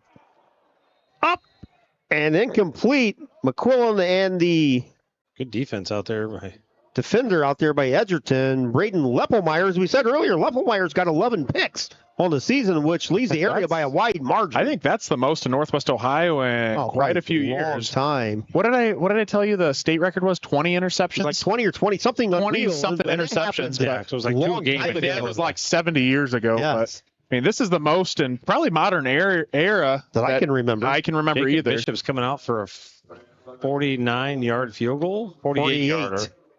It'd be a 48-yarder. Ball's going to be put down at the 38. Graziani on the hold. Bishop puts his leg into it. Nope. Too high. Hits at the goal line, so the field goal attempt is no good. So did not hit that one well. Edgerton got a little too much under the ball on that. So Edgerton will take over 1st and 10. You see the flag blowing now. Look at the flag. It's like Jacob goes to kick the ball, and all of a sudden the wind wants to pick up and start blowing around. 1st and 10 from their own 20. Bulldogs take over trailing 24-0. 8:53 left here in your 4th quarter on your Drop Zone Pizzeria scoreboard.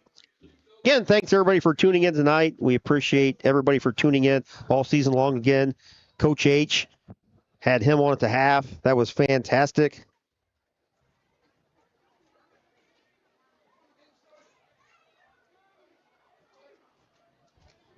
I tell you what, guys, it's been a fun year, and getting ready to go into the playoffs. Looks like the Rams are going to be hosting a game. Baker not in a quarterback on this drive. Mason Eldon still in there. Connor Radzik with a sack. Or was that just a tackle? I think it was loss? a TFL, a tackle for loss. Nonetheless, it was a nice job. Yeah, nice play. 3-yard loss on the play for the Bulldogs. Going to be 2nd and 13. 8:30 and winding here in the 4th quarter on your Drop Zone Pizzeria scoreboard. Carter Radzik is sophomore as well. Yes. Yeah, I feel like Radzik's one that, may not always get all the credit, but he's down there in the trenches taking on multiple blocks and double teams, and he does a nice job each night. I mean, his first team all defensive line was a freshman. Throw out in the flat. Josh Lieb has to go off his fingertips, and that would have been a pick 6. Yeah. Lieb could have walked in. Jumped the route and stepped in front of the pass at about the 11 and just didn't have enough length on his fingertips to snag it. Then they're done that. Fairchild Family Chiropractor replay on there. 3rd and 13, balls on the far side hash for the Bulldogs. 2 receivers far side, 2 near side. Sanchez in the backfield. Eldon takes a snap, straight back drop. Pass out there on the far side. A little wide receiver screen. Didn't even see who caught the ball. Scotty Krantz. I tried getting Krantz the ball there, but he just dropped that one, Keith. I think Josh was looking at the end zone and just dropped that. Doggone. Going to be 4th down, 4th and 13 for the Edgerton Bulldogs. Back deep to punt, Kellen Sanchez. Ava Cahoot up here saying hi to me. One of my younger softball players. Graziani and DeLarber back deep. Almost another block kick. Here comes the flag. Roughing the kicker. We're going to have roughing the kicker. Getting in there for the Rams was Alex Schoblin. I don't know how he missed it. This may result in a 1st down for the Bulldogs. We'll see if it's a 5 or a 15. Was 4th and 14. I'm guessing it's a 5-yarder because he's asking. So if it was a 15-yarder, it would be no question. But Coach Flagel coming out, discussing with the ref. Coach Flagel wants that 15-yarder. I was going to say, I know Coach Flagel's definitely arguing for that 15-yarder because that's a difference maker right there. And honestly, I assumed it was a 15-yarder just by the visual alone. Now the referees are discussing it. So I'm not sure what it's going to be. I'm not sure there was too much of an act job there by Sanchez, but looked to be a clear roughing the punter on the Rams. which he's going to be a personal foul, roughing the punter, which will result in a Bulldog first down. Not really sure why he was asking the question then. He must have got talked into that by Coach Flegel. But like last week when the Texas fans threw all the bottles on the field, just reverse the call. Yeah, well, I mean, that one was a bad call. It was. My goodness, that could have been a game changer. But yeah, in that game right there, Keith, where they had the replay, they actually showed it on the big screen there. Everybody started throwing the bottles in the field, which gave the referees a chance to look at that. They all got together and said, okay, maybe we screwed that up, and made that change, which was awesome to see. Yes. That needed to be made. First and 10 Bulldogs from Tinora 30-yard line. Pass out on the far side is intended for Carter Gibson and completed out there for about a 4-yard gain. It's going to be 2nd and 6.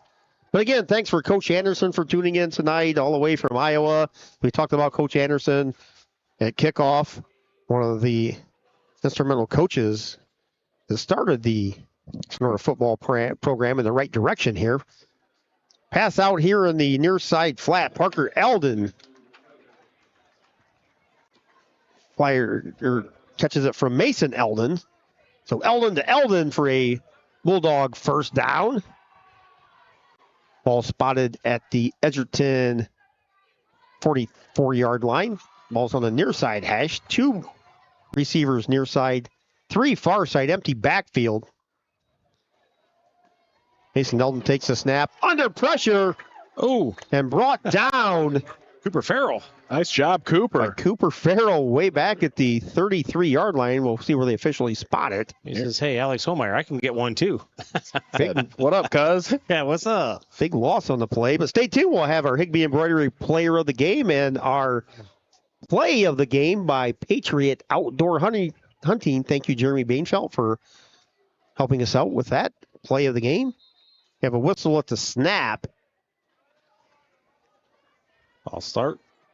Thanks to all of our fantastic sponsors here on Tinora Rams Live. I'd like to see Alex Holmeyer get one more, just to put a staple on it. False start takes the ball back all the way to the Edgerton 28-yard line. Going to be 2nd down and 1.5 miles for the Bulldogs. 2nd and 28. 6.5 remaining here. Eldon fires it out far side. Ball caught out there by Carter Gibson. Gibson across the 40 to the 45, close to the 50. I almost thought Graziani was trying to strip that out of there. For a second, I thought he had it. I think Tom thought he did too. 3rd down and 8, 7. So 3rd and manageable. 2-down territory for the Bulldogs. They trail 24-0 as we hit the 6-minute mark. Ball's on the far side hash. Shotgun formation. Mason Eldon fires it near side. Passes out here intended for Noah Weaver, and the ball's knocked away, I believe, by Dylan Shively. That's a great pass break up there by Dylan Shively. Came in and had the receiver had the ball in his hands. Shively just swats it right down, brings his arm across. Again, another textbook play there by Dylan Shively. Yep.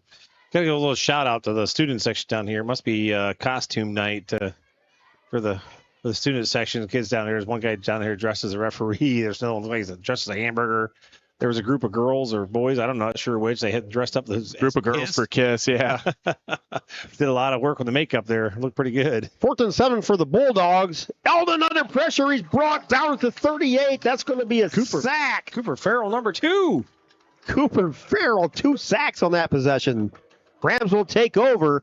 1st and 10 in Edgerton territory, officially at the 38-yard line. Thanks again, everybody, for tuning in. Fleo Flex, the drive-in over there at Edgerton. Appreciate you for tuning in. Get on over there, which I don't know if I think their season's probably winding down, but head on over to Edgerton for an old-school drive-in movie theater. Defiance stretched out the lead, 22-10 over OG. Delta and Evergreen, 14-14 in the 4th quarter. You talk. That's going to be quite a matchup. I mean, there's a lot on the line. I believe Evergreen needs this win to make the playoffs. Need it to be in. 1st and 10, Tinora. Ball's on the far side hash. Farrell hands it off to Llewellyn Devin. Gets absolutely blown up by Jackson Flower. That what a hit. That's one of the better hits I've seen this year, guys. Devin was trying to spin around there and get a couple extra yards. And We had a hit for. He said, "No way, baby. We're going to take you down." Flower next to Joe Walkup in tackles on the Bulldogs team, and wow. Ouch. Yeah, we had a hit of the week. Jeez. That'd be in the running for sure. No gain on the play. It's 2nd and 10. 2 receivers far side, 1 near side. Llewellyn in the backfield to the right of Farrell. Takes the handoff. Llewellyn bounces it off the left side. Gets to the 30. Still churning. Gets to the 28-yard line. It's going to be 2nd and manageable, or 3rd and manageable. 3rd and 3. Llewellyn did a nice job there. He had a lot of arms in there, really tucking the ball away tight. That's what we like to see. A lot of times early in the season, we saw a lot of ball security issues for the Rams, but there, Llewellyn does a perfect job at keeping the ball secured. Yes, thank you, Fleo Flicks. We appreciate that, but hopefully everybody can get over there late this year, next year, for an old school drive-in movie, right? When you get into Edgerton coming from Defiance. Ball's on the near side hash on this 3rd and short for the Rams. Farrell gives the ball to Cooper Replogo. He's tackled right at the 30. Flowers again on the great play. Loss of half a yard is going to be 4th and 3 for the Rams. Jake does it all. He's down there hanging up our banners. Great AD here at Tinora High School. Hangs up banners. Nothing Jake can't do. Timeout on the field. Rams take a timeout. 3:52 to go here in the 4th quarter. Tinora with a 24-0 lead. We'll take a brief timeout and be back right after this here on Tinora Rams Live. Signs Excavating of Defiance, Ohio offers a variety of excavating and trucking services. Signs Excavating has a full offering of excavation and trucking services, including stone hauling, trenching, demolition, land clearing, and drainage work. Signs Trucking Service can also assist in any heavy-duty equipment hauling needs. Located at 2147 State Route 66 North, Signs Excavating has been family-owned and operated since 1999. Contact them online at signsexcavating.com or on Signs Excavating on Facebook. Brad and Josh at Signs Excavating say, "Let's go, Rams!" South 66 Lanes is now open and ready to create new memories for everyone from children to adults. South 66 Lanes is located at 1923 South Jefferson Street in Defiance, just a short drive from Defiance High School. From birthday parties to weekend family get-togethers, South 66 Lanes is back open to help those old schoolers relive those memories. With a 45-yard field goal attempt here on this 4th and 3. Graziani on the hold. Bishop's kick. High enough. Long enough. Deep enough. Just a little bit off to the left. So Bishop's field goal is no good. Looked good as it left his foot. He hit that one well, especially even into the wind. A little breeze here may have pushed that to the left. So with 3:46 to go here in the 4th quarter, Rams with a 24-0 lead on your Drop Zone Pizzeria scoreboard. Stay tuned. Coming up, we'll have the Bidlack Insurance Investments postgame show. We'll have the player of the game brought to you by Higbee Embroidery. We'll have the play of the game brought to you by Patriot Outdoor Hunting.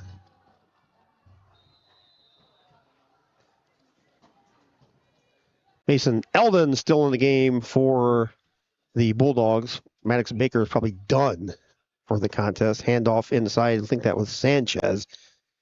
It's across the 20 to the 22-yard line. Or maybe it was... I didn't catch a number. So the Rams defense will head off the field with a 24-0 lead here on senior night as we get close to the 3-minute mark. 2nd down and 8 for the Bulldog offense. Oh! Handoff gets to the 20. Josh Lee wasn't sure. You know, he's a sophomore, so he's bouncing around. Am I on? Am I off? Am I on? Am I off? And then he just went flying in there and, whoo! Now he comes off. Put a smack on the running back there. Ryan Mills checks in for Josh Lee. Loss on the play of 2 is going to be 3rd and 9 for Edgerton. 2:45 and winding here. Rams clinching the GMC championship here tonight with the victory. Well on their way. Holden fakes a handoff. Cross back, fires it out there. Pass caught! Out of bounds. By Parker Eldon. for a Bulldog first down, and I'm sure these two have hooked up many times over the years. Mason and Parker, the Eldons, pitch and catch for a first down. First down at their own 35-yard line as the game clock is at 2:30 here in the fourth quarter. Rams lead by 24. Eldon takes a snap, flush near side, fires it out there. Pass is caught by Corey Herman, and he is instantly tackled and driven back to the 40. Liam Bainfeld, one of those on the tackle for the Ram defense. Coach Fairchild coached a lot of these individuals out there in the last couple of years. The ones that are out there now, yeah, I sure have. Mills, Owen Reynolds, Liam Bainfeld.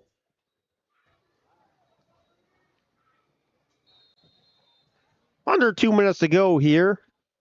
Penalty actually on the plate. 10-yard penalty on Edgerton. Takes it back 10 yards, so it's going to be 1st and 20. Ball's all the way back to the Edgerton 25-yard line. Edgerton going left to right. Ponte, the ball carrier, across the 25, close to the 30. So Orlando Ponte in the game. I think it's his second or third carry since he's been in the contest. 2nd 16 as we're under 2 minutes to go here. 3x2, 3 near side receivers, 2 far side receivers for Edgerton. Pass out here through the arms of Caden Sinclair. And for the Rams, again, this one was Owen Reynolds put the stick on the receiver for the Bulldogs. This is one of the things where I remember being in when I played back in the day. My freshman year, you come dressed to these games and they're cold, and then next thing you know, you end up losing or winning, and you get put in the game, and now you have too much clothes on. 3rd and 16, pass way over the head of the intended receiver. You're trying to play stand on the sidelines. You're trying to stay warm, so then you put all these clothes on, these different layers on. Then you get stuck in the game. You're like, I can't move. Going to bring up 4th and 16 for the Bulldogs offense.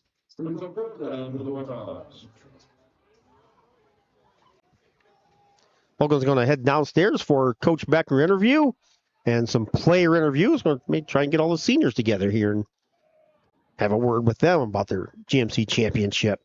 Eldon straight back drop, fires deep down the field. Passes intercepted, then dropped.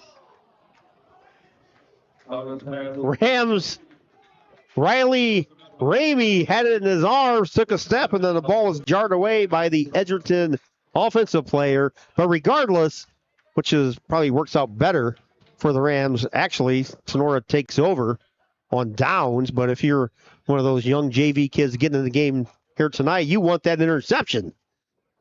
Absolutely, yeah. I got a pick in a varsity game, baby. On a Friday night. Not so fast. Rams' second team offense on the field. Ian Gusweiler in at quarterback. Takes the handoff and somehow got I don't know where the ball wound up. But Gusweiler took the handoff and Edgerton kid about got the handoff. He gave it to Kobe Bum, I think. And I don't know how Bum got the handoff because Ian Gusweiler got smoked on the handoff. 1 minute to go here in the fourth quarter. Rams with a 24-0 lead. Stay tuned for player interviews on your Bidlack Insurance and Investments post-game show. Handoff up the middle this time. Ball goes to Ryan Mills.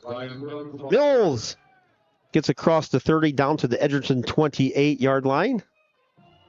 Going to bring up 3rd down and 8 for the Tinora offense.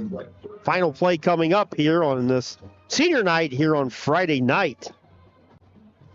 Rams shutting out the Bulldogs 24-0. Again, Edgerton has already clinched a playoff spot, but final regular season home game for Mason McQuillan, Dominic Graziani, Trent DeLarver, Cooper Farrell, Devin Llewellyn, Jacob Bishop, Alex Holmeyer, Alex Schaubman, Hunter Bosselman, and Dominic Mills. Cheerleaders Julia Plazman and Addison Tussing.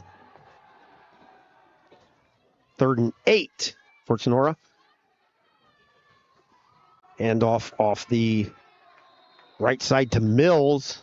And that will be the final play of the game as Mills got a yard or two. But the Rams shut out the Bulldogs 24-0 here on this Friday night on senior night. And the 2024 Tinora Rams are your GMC champions. Rams finished the regular season with a 7-game winning streak, 7-3.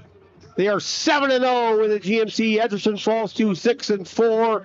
Bulldogs wind up with a 4-3 record. We'll be back with the Bidlack Insurance and Investments post-game show right after these timeouts here on Rams Live. South 66 Lanes is now open and ready to create new memories for everyone from children to adults. South 66 Lanes is located at 1923 South Jefferson Street in Defiance. Just as Stark Brothers Advertising in Defiance is here to help you grow your business. If you are a business, new or old, looking to improve your customer reach, Stark Brothers Advertising is here to help you and to get your name to stand out from the others. Contact Brian Stark at Stark Brothers Advertising for more information at 419-438-2063. Stark Brothers Advertising, a proud sponsor of the Tinora Rams. Has life gotten too busy for lawn care? Are you tired of seeing weeds and dandelions in your front yard? We have the answer for you. Straight Line Outdoor Servicing will take that burden of weekly lawn care off of your shoulders. If you're looking for routine lawn maintenance in the spring, summer, or fall, or need help just getting your lawn back in shape, we have the expertise and tools to get that job done right. From simple mowing to landscaping, into the winter months of business lot snow plowing, Straight Line Outdoor is here for whatever your outdoor needs. Current customer Tiffany says, "They always do a great job fertilizing my yard. Easy payment and a fast response time. I highly recommend them. They will make your life easy and your yard pretty." Get your lawn and lawnscaping back in order. Give Straight Line Outdoor a call at 419-576-2663 or visit their website at straightlineoutdoor.com. Founded in 1997, Straight Line Outdoor is a proud sponsor of Justin F. Caressel Stadium and Tinora student athletes. The Tinora Rams Athletic Boosters is a proud sponsor of Tinora Sports and Tinora Rams Live. The Athletic Boosters is a nonprofit organization that supports Tinora athletes, coaches, and athletic facilities. The Boosters' support is shown in many ways, including volunteering time, raising money, and contributing funds to better enhance the team or the organization's performance. Yearly and lifetime memberships are available. Visit them on Facebook at Tinora Athletic Boosters. Weber Materials and Weber Building Materials is here to serve you and all of your building material needs. Weber Materials is a prominent regional sales and marketer of aggregate for your work site. We take pride in the quality of our work and the integrity of our roots. We also take pride in you, our customer. Our focus is to deliver quality aggregates safely and timely to our valued customers whom we call friends. Call for a quote or more info at 419-394-8870 or check out WeberMaterials.com. Tinora alum Kevin Weber, owner of Weber Materials, says, "Let's go Rams." The law office of Wiener Hill, Weber, and Stanley is a full-service law firm dedicated to providing quality legal services in Defiance and all of Northwest Ohio. Since 1965, their attorneys have had a well-deserved reputation of excellence in serving clients with a focus on integrity, advocacy, and understanding. At Wiener Hill, Weber, and Stanley, we are a general practice law firm that can handle all of your legal needs. We offer high-quality legal work and personal client service, and each of our attorneys is committed to providing you with top-notch legal support. Attorneys Jim Wiener, Danny Hill, Cam Stanley, and Ian Weber are here to assist you. Give them a call at 419-782-3010 or visit them online at wienerlawoffice.com. The law office of Wiener Hill, Weber, and Stanley is a proud supporter of the Tinora Rams. Wooden Indian Pawn and Gun of Defiance has been serving Northwest Ohio for over 30 years. Need cash? Collateral pawn loans are available. Stop in and see.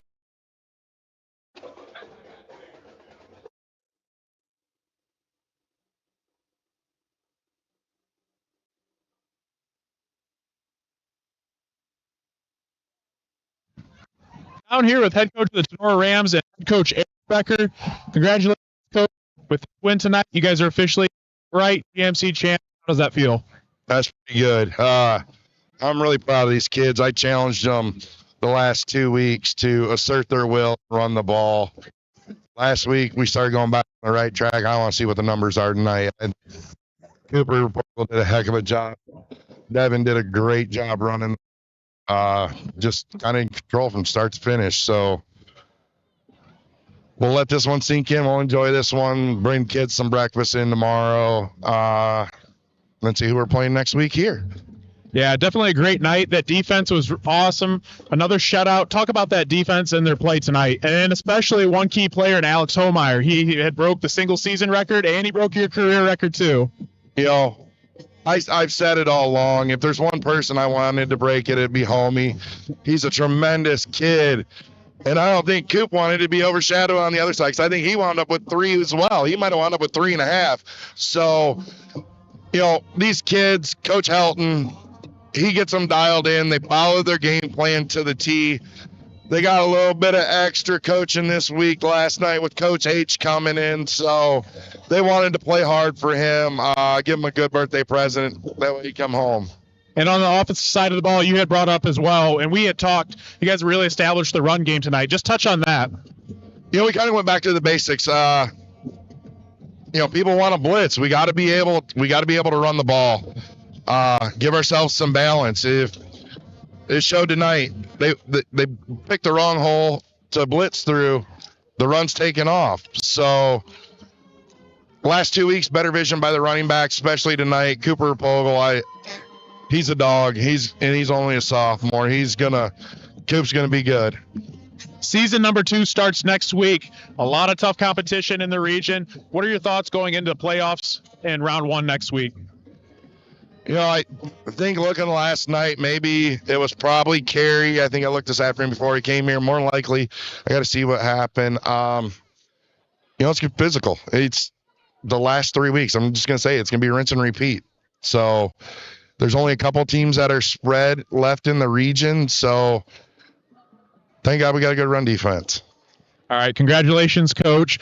Great job this season on leading your team on an outright GMC title. So congratulations. Thank you, guys. There with Logan. Welcome back to the BSN Sports Halftime Show. We'll try to get the scoring before Logan grabs a couple of players. No scoring in the opening quarter. 11:55 into the second quarter. Devin Llewellyn with a 5-yard touchdown run put the Rams up 6-0. Bishop's extra point made it 7-0. Dominic Graziani came in for Owen Farrell on the 4th and short. Got a first down and then quickly raced to the line of scrimmage. On first down, took it in for 2 yards out for a touchdown. Bishop extra point made it 14-0. And right before the half, Alex Homeyer scooped up a Jacob Bishop blocked punt at the 2-yard line and took it in for a touchdown. Bishop's extra point made it 21-0. And the only scoring in the third quarter was Jacob Bishop's 36-yard field goal to make it 24-0. Your Tinora Rams are your 2024 GMC champions at 7-0. They finish at 6-3, and we'll be back here next Friday with a home playoff game. Looking at individual numbers for the Rams, they ran 47 plays for 207 yards. Cooper Farrell, not a Cooper Farrell, or Owen Farrell, I should say. Owen Farrell with a un-Owen Farrell-like night. 9 of 18 for just 58 yards. On the other end, the Rams rushing game averaged over 5 yards a carry, 29 rushes for 149 yards. Edgerton ran 61 plays for 173 yards. Combination of quarterbacks for Edgerton, 19 of 23 for 138 yards. And Edgerton had 28 rushes for 35 yards. Rams leading the way tonight. Cooper Replogle, 6 carries for 75 yards. Devin Llewellyn, 14 carries for 55 yards. Dominic Graziani, 3 carries for 20 yards and that touchdown. Ryan Mills had 2 carries for 2 yards. Colby Bum had a carry for no yards. Mason McClellan had a carry for -1 yards. Owen Farrell had 2 carries for -2 yards. Owen Farrell, as we said, 9 of 18 for just 58 yards tonight. For the receiving end, Trenton DeLarber had 4 catches for 24 yards. Jacob Bishop had a catch for 12. Hunter Bosselman had a catch for 12 yards. Josh Lee, 3 catches for 10 yards to close out the Rams' stats as far as individual-wise. For Edgerton, Maddox Baker was 13 of 19 for 77 yards tonight. He was injured a couple times in the start of the fourth quarter. Mason Eldon came in. He was 6 of 14 for 61 yards. For the Bulldogs,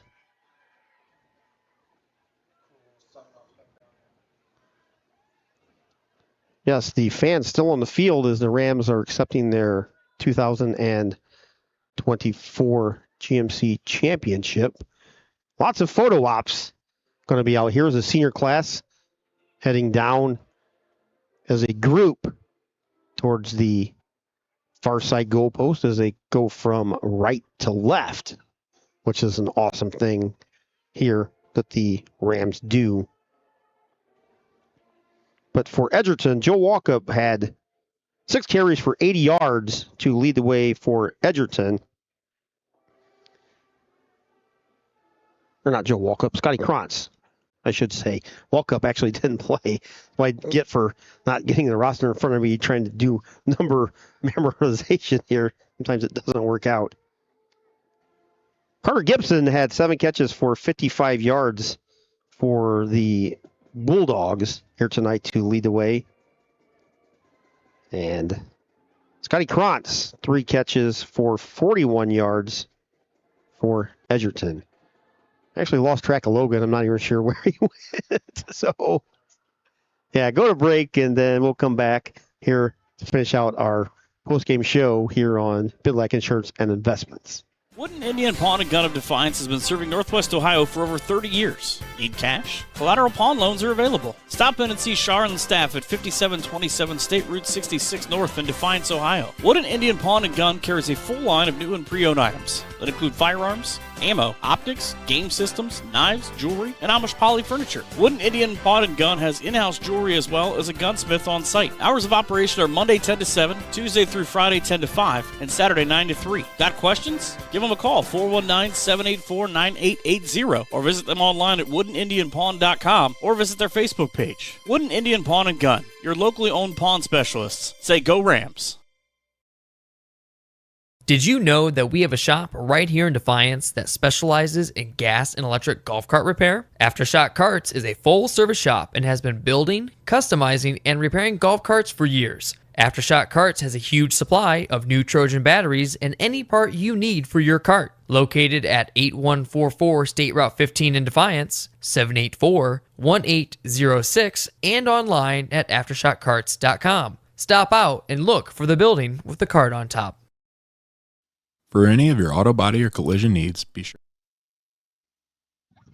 Down here with the Patriot Outdoors play of the game and Jacob Bishop, and that goes to the punt block that ended up leading to a touchdown by Alex Homeyer. So just take me through that play, what was going through your mind, and what led to that terrific play. It was 4th down, and they sent out their punt, but, I mean, they were down a little. It might have been a fake. So we kept our defense on. I'm not usually on punt, but I went to where I used to be. I got taken off. But I was on the edge rushing, and I came off the edge, and I dipped under a guy, and it hit me right under my elbow. And I couldn't come up with it. I had to give it to homie. I teased you. I said you were about this close from coming up with it and getting into the end zone too. One other play I wanted to bring up too was your 70-something yard punt. So that was awesome too. It's great to see. I mean, you've been a huge contributor on special teams all year long, but you guys win the GMC outright. You win against a quality Edgerton team, 24-0. What does this win mean to you, and what does winning the GMC conference and title win mean for you? Well, this win means a lot. I mean, it gives us a great spot in playoffs, hopefully. And then GMCs, we won it freshman year, and then we shared it last year. So winning outright this year was nice, especially senior year. Now, season number 2 starts next week. Any initial thoughts on going into the playoffs? Oh, we got to keep playing how we've been playing. We've Tinora football. All right. Congratulations to the Patriot Outdoors play of the game and Jacob Bishop. Fantastic pump block by Jacob Bishop. As we said right before the half, there's about 24 seconds on the clock when Bishop blocked that punt. Edgerton was backed up at their own goal line, and Bishop came in from the right side and blocked it, as he said, with his elbow. Alex Homeyer scooped it up at the 2-yard line and took it in for a Ram touchdown right before the half. Yeah, just an awesome play. I mean, like you said, like he said, it just dipped underneath the guy and was able to get up in front of the punter and block that. It's too bad he couldn't finish it. Logan will get our Higbee Embroidery Player of the Game, and that will be once we can find him. We can find him down here. They're taking pictures. Scrum.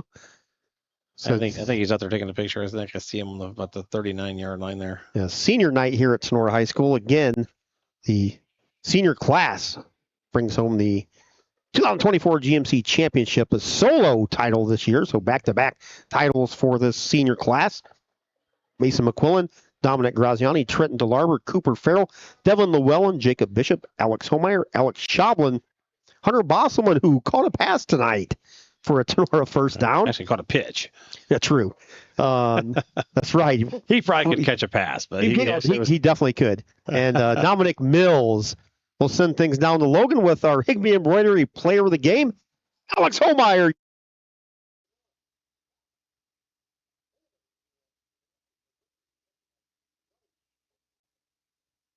Down here with Higbee Embroidery Player of the Game and a familiar face we've talked to quite a bit in this position all year long, and that goes to Alex Homeyer, defensive lineman, offensive lineman. But tonight was very special for you. You had actually broke the single-season sack record and the career record. What does that mean to you? It means a lot. I've been thinking about it ever since last year. It's been a goal of mine, and it really means a lot to break it, especially with my coach holding the former record. And what was that moment like? You know, they called the timeout. You came on the field. You had a special moment with a lot of different people. You had Coach H coming back to come watch you and your cousins play. What was that like? It meant a lot to me. I didn't know they were going to stop the game like that. And having Coach H, my Uncle Mike, it meant a lot. It was amazing. That's awesome. And I mean, you've been very humble about this whole thing too. Just a great team player as well. You guys come out here tonight, you win 24-0 against an Edgerton team. You win the conference outright. What does that mean to you? It's awesome. It's the first time we've won outright since our freshman year. We've won 3 times as a whole class. It's a great feeling. We still got games to win in playoffs, and we're excited. That's the last question I had for you. You guys enter season number 2 next week. Any initial thoughts going into playoffs? We just got to stay focused, stay together, play as a team, and just do our jobs. All right. Congratulations to Higbee Embroidery Player of the Game, Alex Homeyer, and he is now the single season sack and career record holder. So congratulations. Thank you.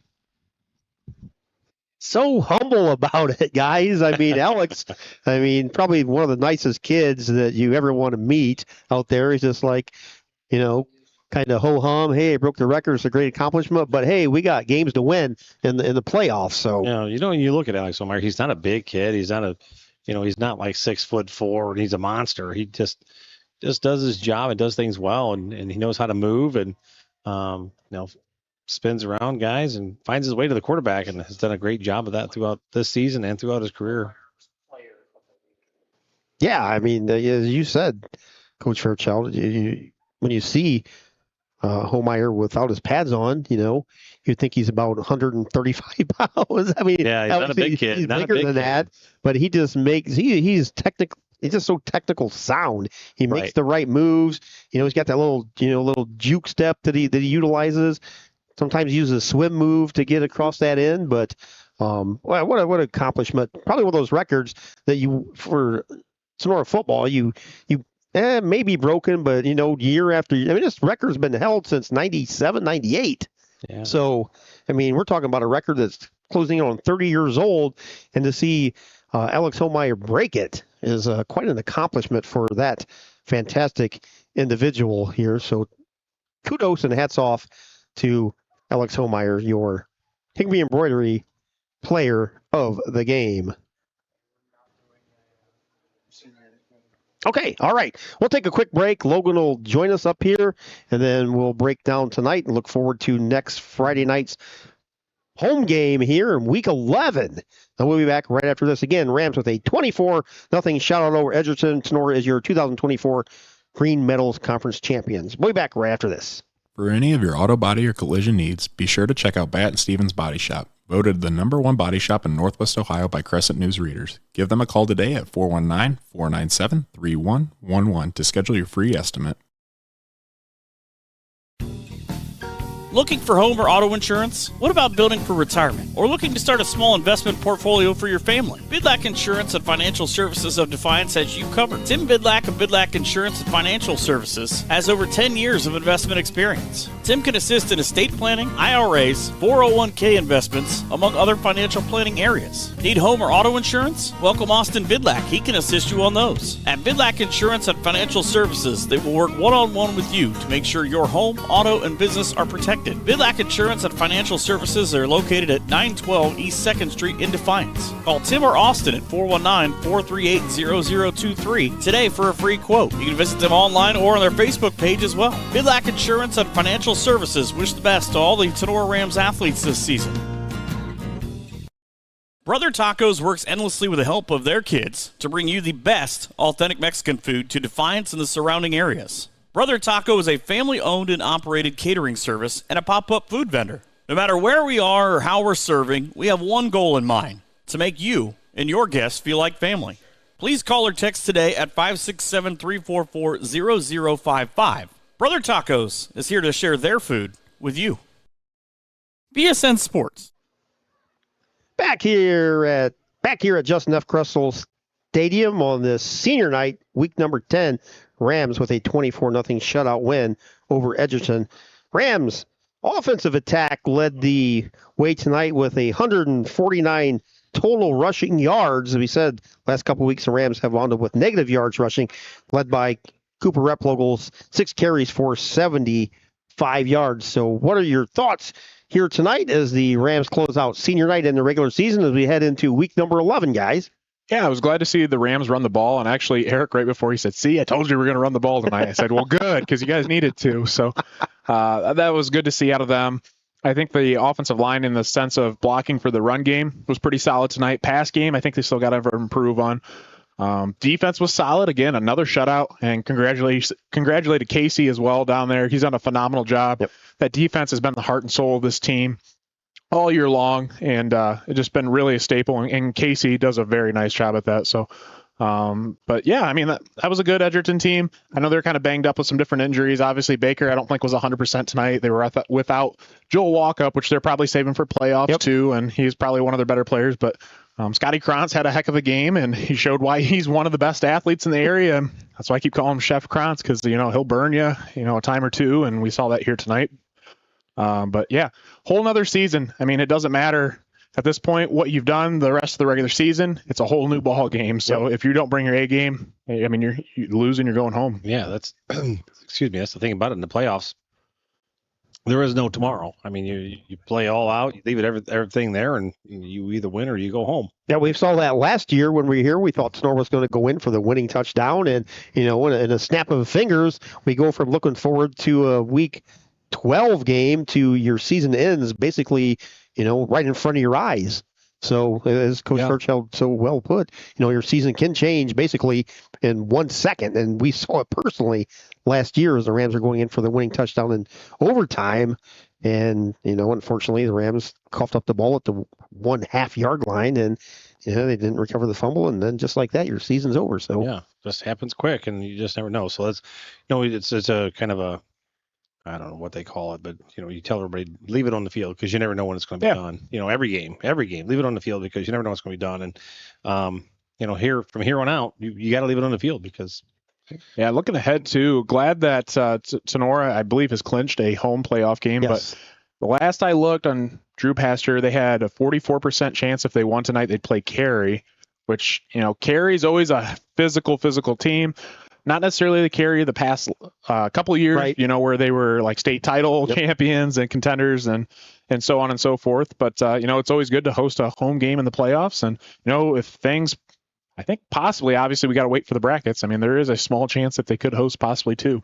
Let's hope so. I mean, you got to win one to get two. Yeah, got to win the first one to host the second one. But let's hope we can get that, second home playoff game. But again, a convincing win here tonight by Tinora, a 24-0 shutout of the Bulldogs, and I believe that's the Rams' fourth shutout this year, guys. I have it. I think either fourth or fifth, maybe. They've had quite a few. Of course, when I typed this up, I typed it so small that I can't. Don't ask me to read it. I can't read it. Just looking at the scores right now, it looks like Evergreen wins in overtime, 27-21. Wow. I picked Evergreen. Yeah. This will be the fourth shutout. Rams shutout Antwerp 60-0. Overtime win against Wayne Trace 3-0. and the 21-0 shutout against Ayersville. The Rams had 3 straight shutouts in a row there, and this one tonight. So 4 regular season shutouts out of 10 games. And, you take away that opening game, take away the stats and all that against Liberty Center, and the Rams defense is one of the better defenses in this area.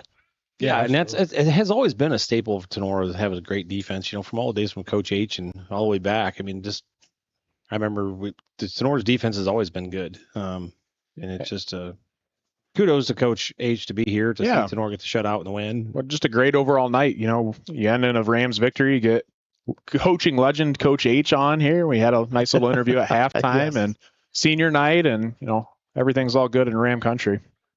That was great. So that'll do it for us here on this Friday night. For Keith Brown, Coach Fairchild, Dr. AJ, Dr. Logan, and Dr. Kayla will give you some final scores from around the area. Reading with a 40-0 win over North Central. Napoleon 33, Southview 12.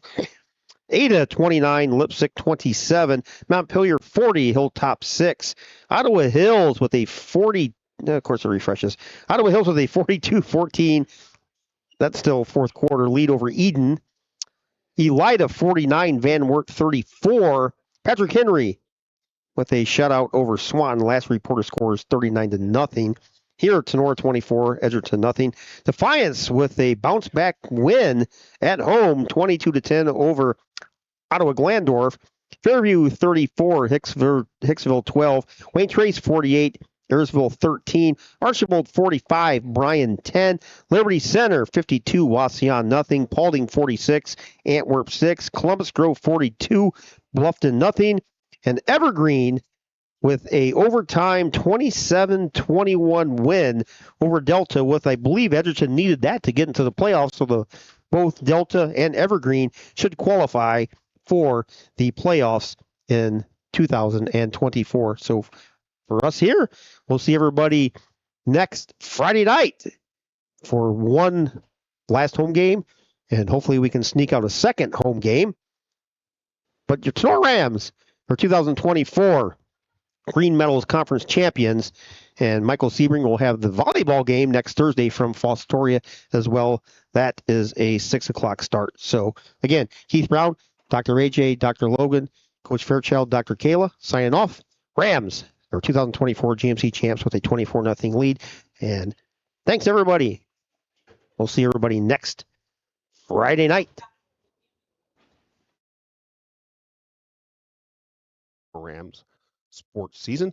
Fairchild Family Chiropractic, Dr. AJ, Dr. Kayla, Optimal Performance and Fitness in Napoleon and Defiance, Mr. Jake Rubio, Clubhouse Pizza and A, Jason and Rachel Gilliam, Batt and Stevens Body Shop in Jewel, Ohio, Jeff Batt, Tinora Rams Athletic Boosters, the Wooden Indian Pawn Shop here in Defiance, brought to you by Shar Williams, Bidlack Insurance and Financial Services, thank you, Mr. Tim Bidlack, Cut and Polished Hair and Nail Salon, brought to you by Jenny Bidlack, Hall Crop Insurance by Chad Hall, Signs Excavating, Josh and Brad Signs, Higbee Embroidery by Connie Higbee, Drop Zone Pizzeria in Ayersville and Stryker, Harold and Liz Scott, Wiener, Hill, Weber, and Stanley, attorneys at law, Oklahoma Tavern, Brad and Julie Wilkerson, Maumee Valley Title Agency, BSN Sports, Mr. Jim Garris, get a hold of him for all your sporting good needs. Firestone Tavern, stop out and see Chef Aaron out there. Mayfield Engineering, Postgame Insurance and Investments, Northwest Ohio Sports. Check out that podcast. Brought to you by Logan Bailey. Brothers Tacos, brought to you by Joe and Sheila Salinas. Schlegel Farms, the Schlegel family. Chris, Becky, Kennedy, Ian and Lucas. Vince Salinas and Michelle Bacon. Laura Kepi. Vicky and Wes Zwiebel. Kevin Weber of Weber Materials, Prosperity Painting. Give Mike a call. Spruce up your inside and outside. Aftershocks, Carts and Equipment, Mr. Chad Schock. Stark Brothers Advertising. Get a hold of Brian Stark.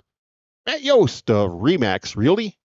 Straight Line Outdoors Lawn Care and Servicing. Mossy Oak Properties. Get a hold of Kenton McQuillan for all your property needs. Inside's Pub. Thank you, Brandon Inside.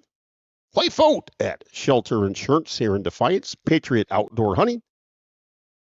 get a hold of Jeremy Bainfeld to sponsor a veteran. Oklahoma Tavern, South 66 Lanes, and our thanks to you, the Tinora Ram fan, for listening.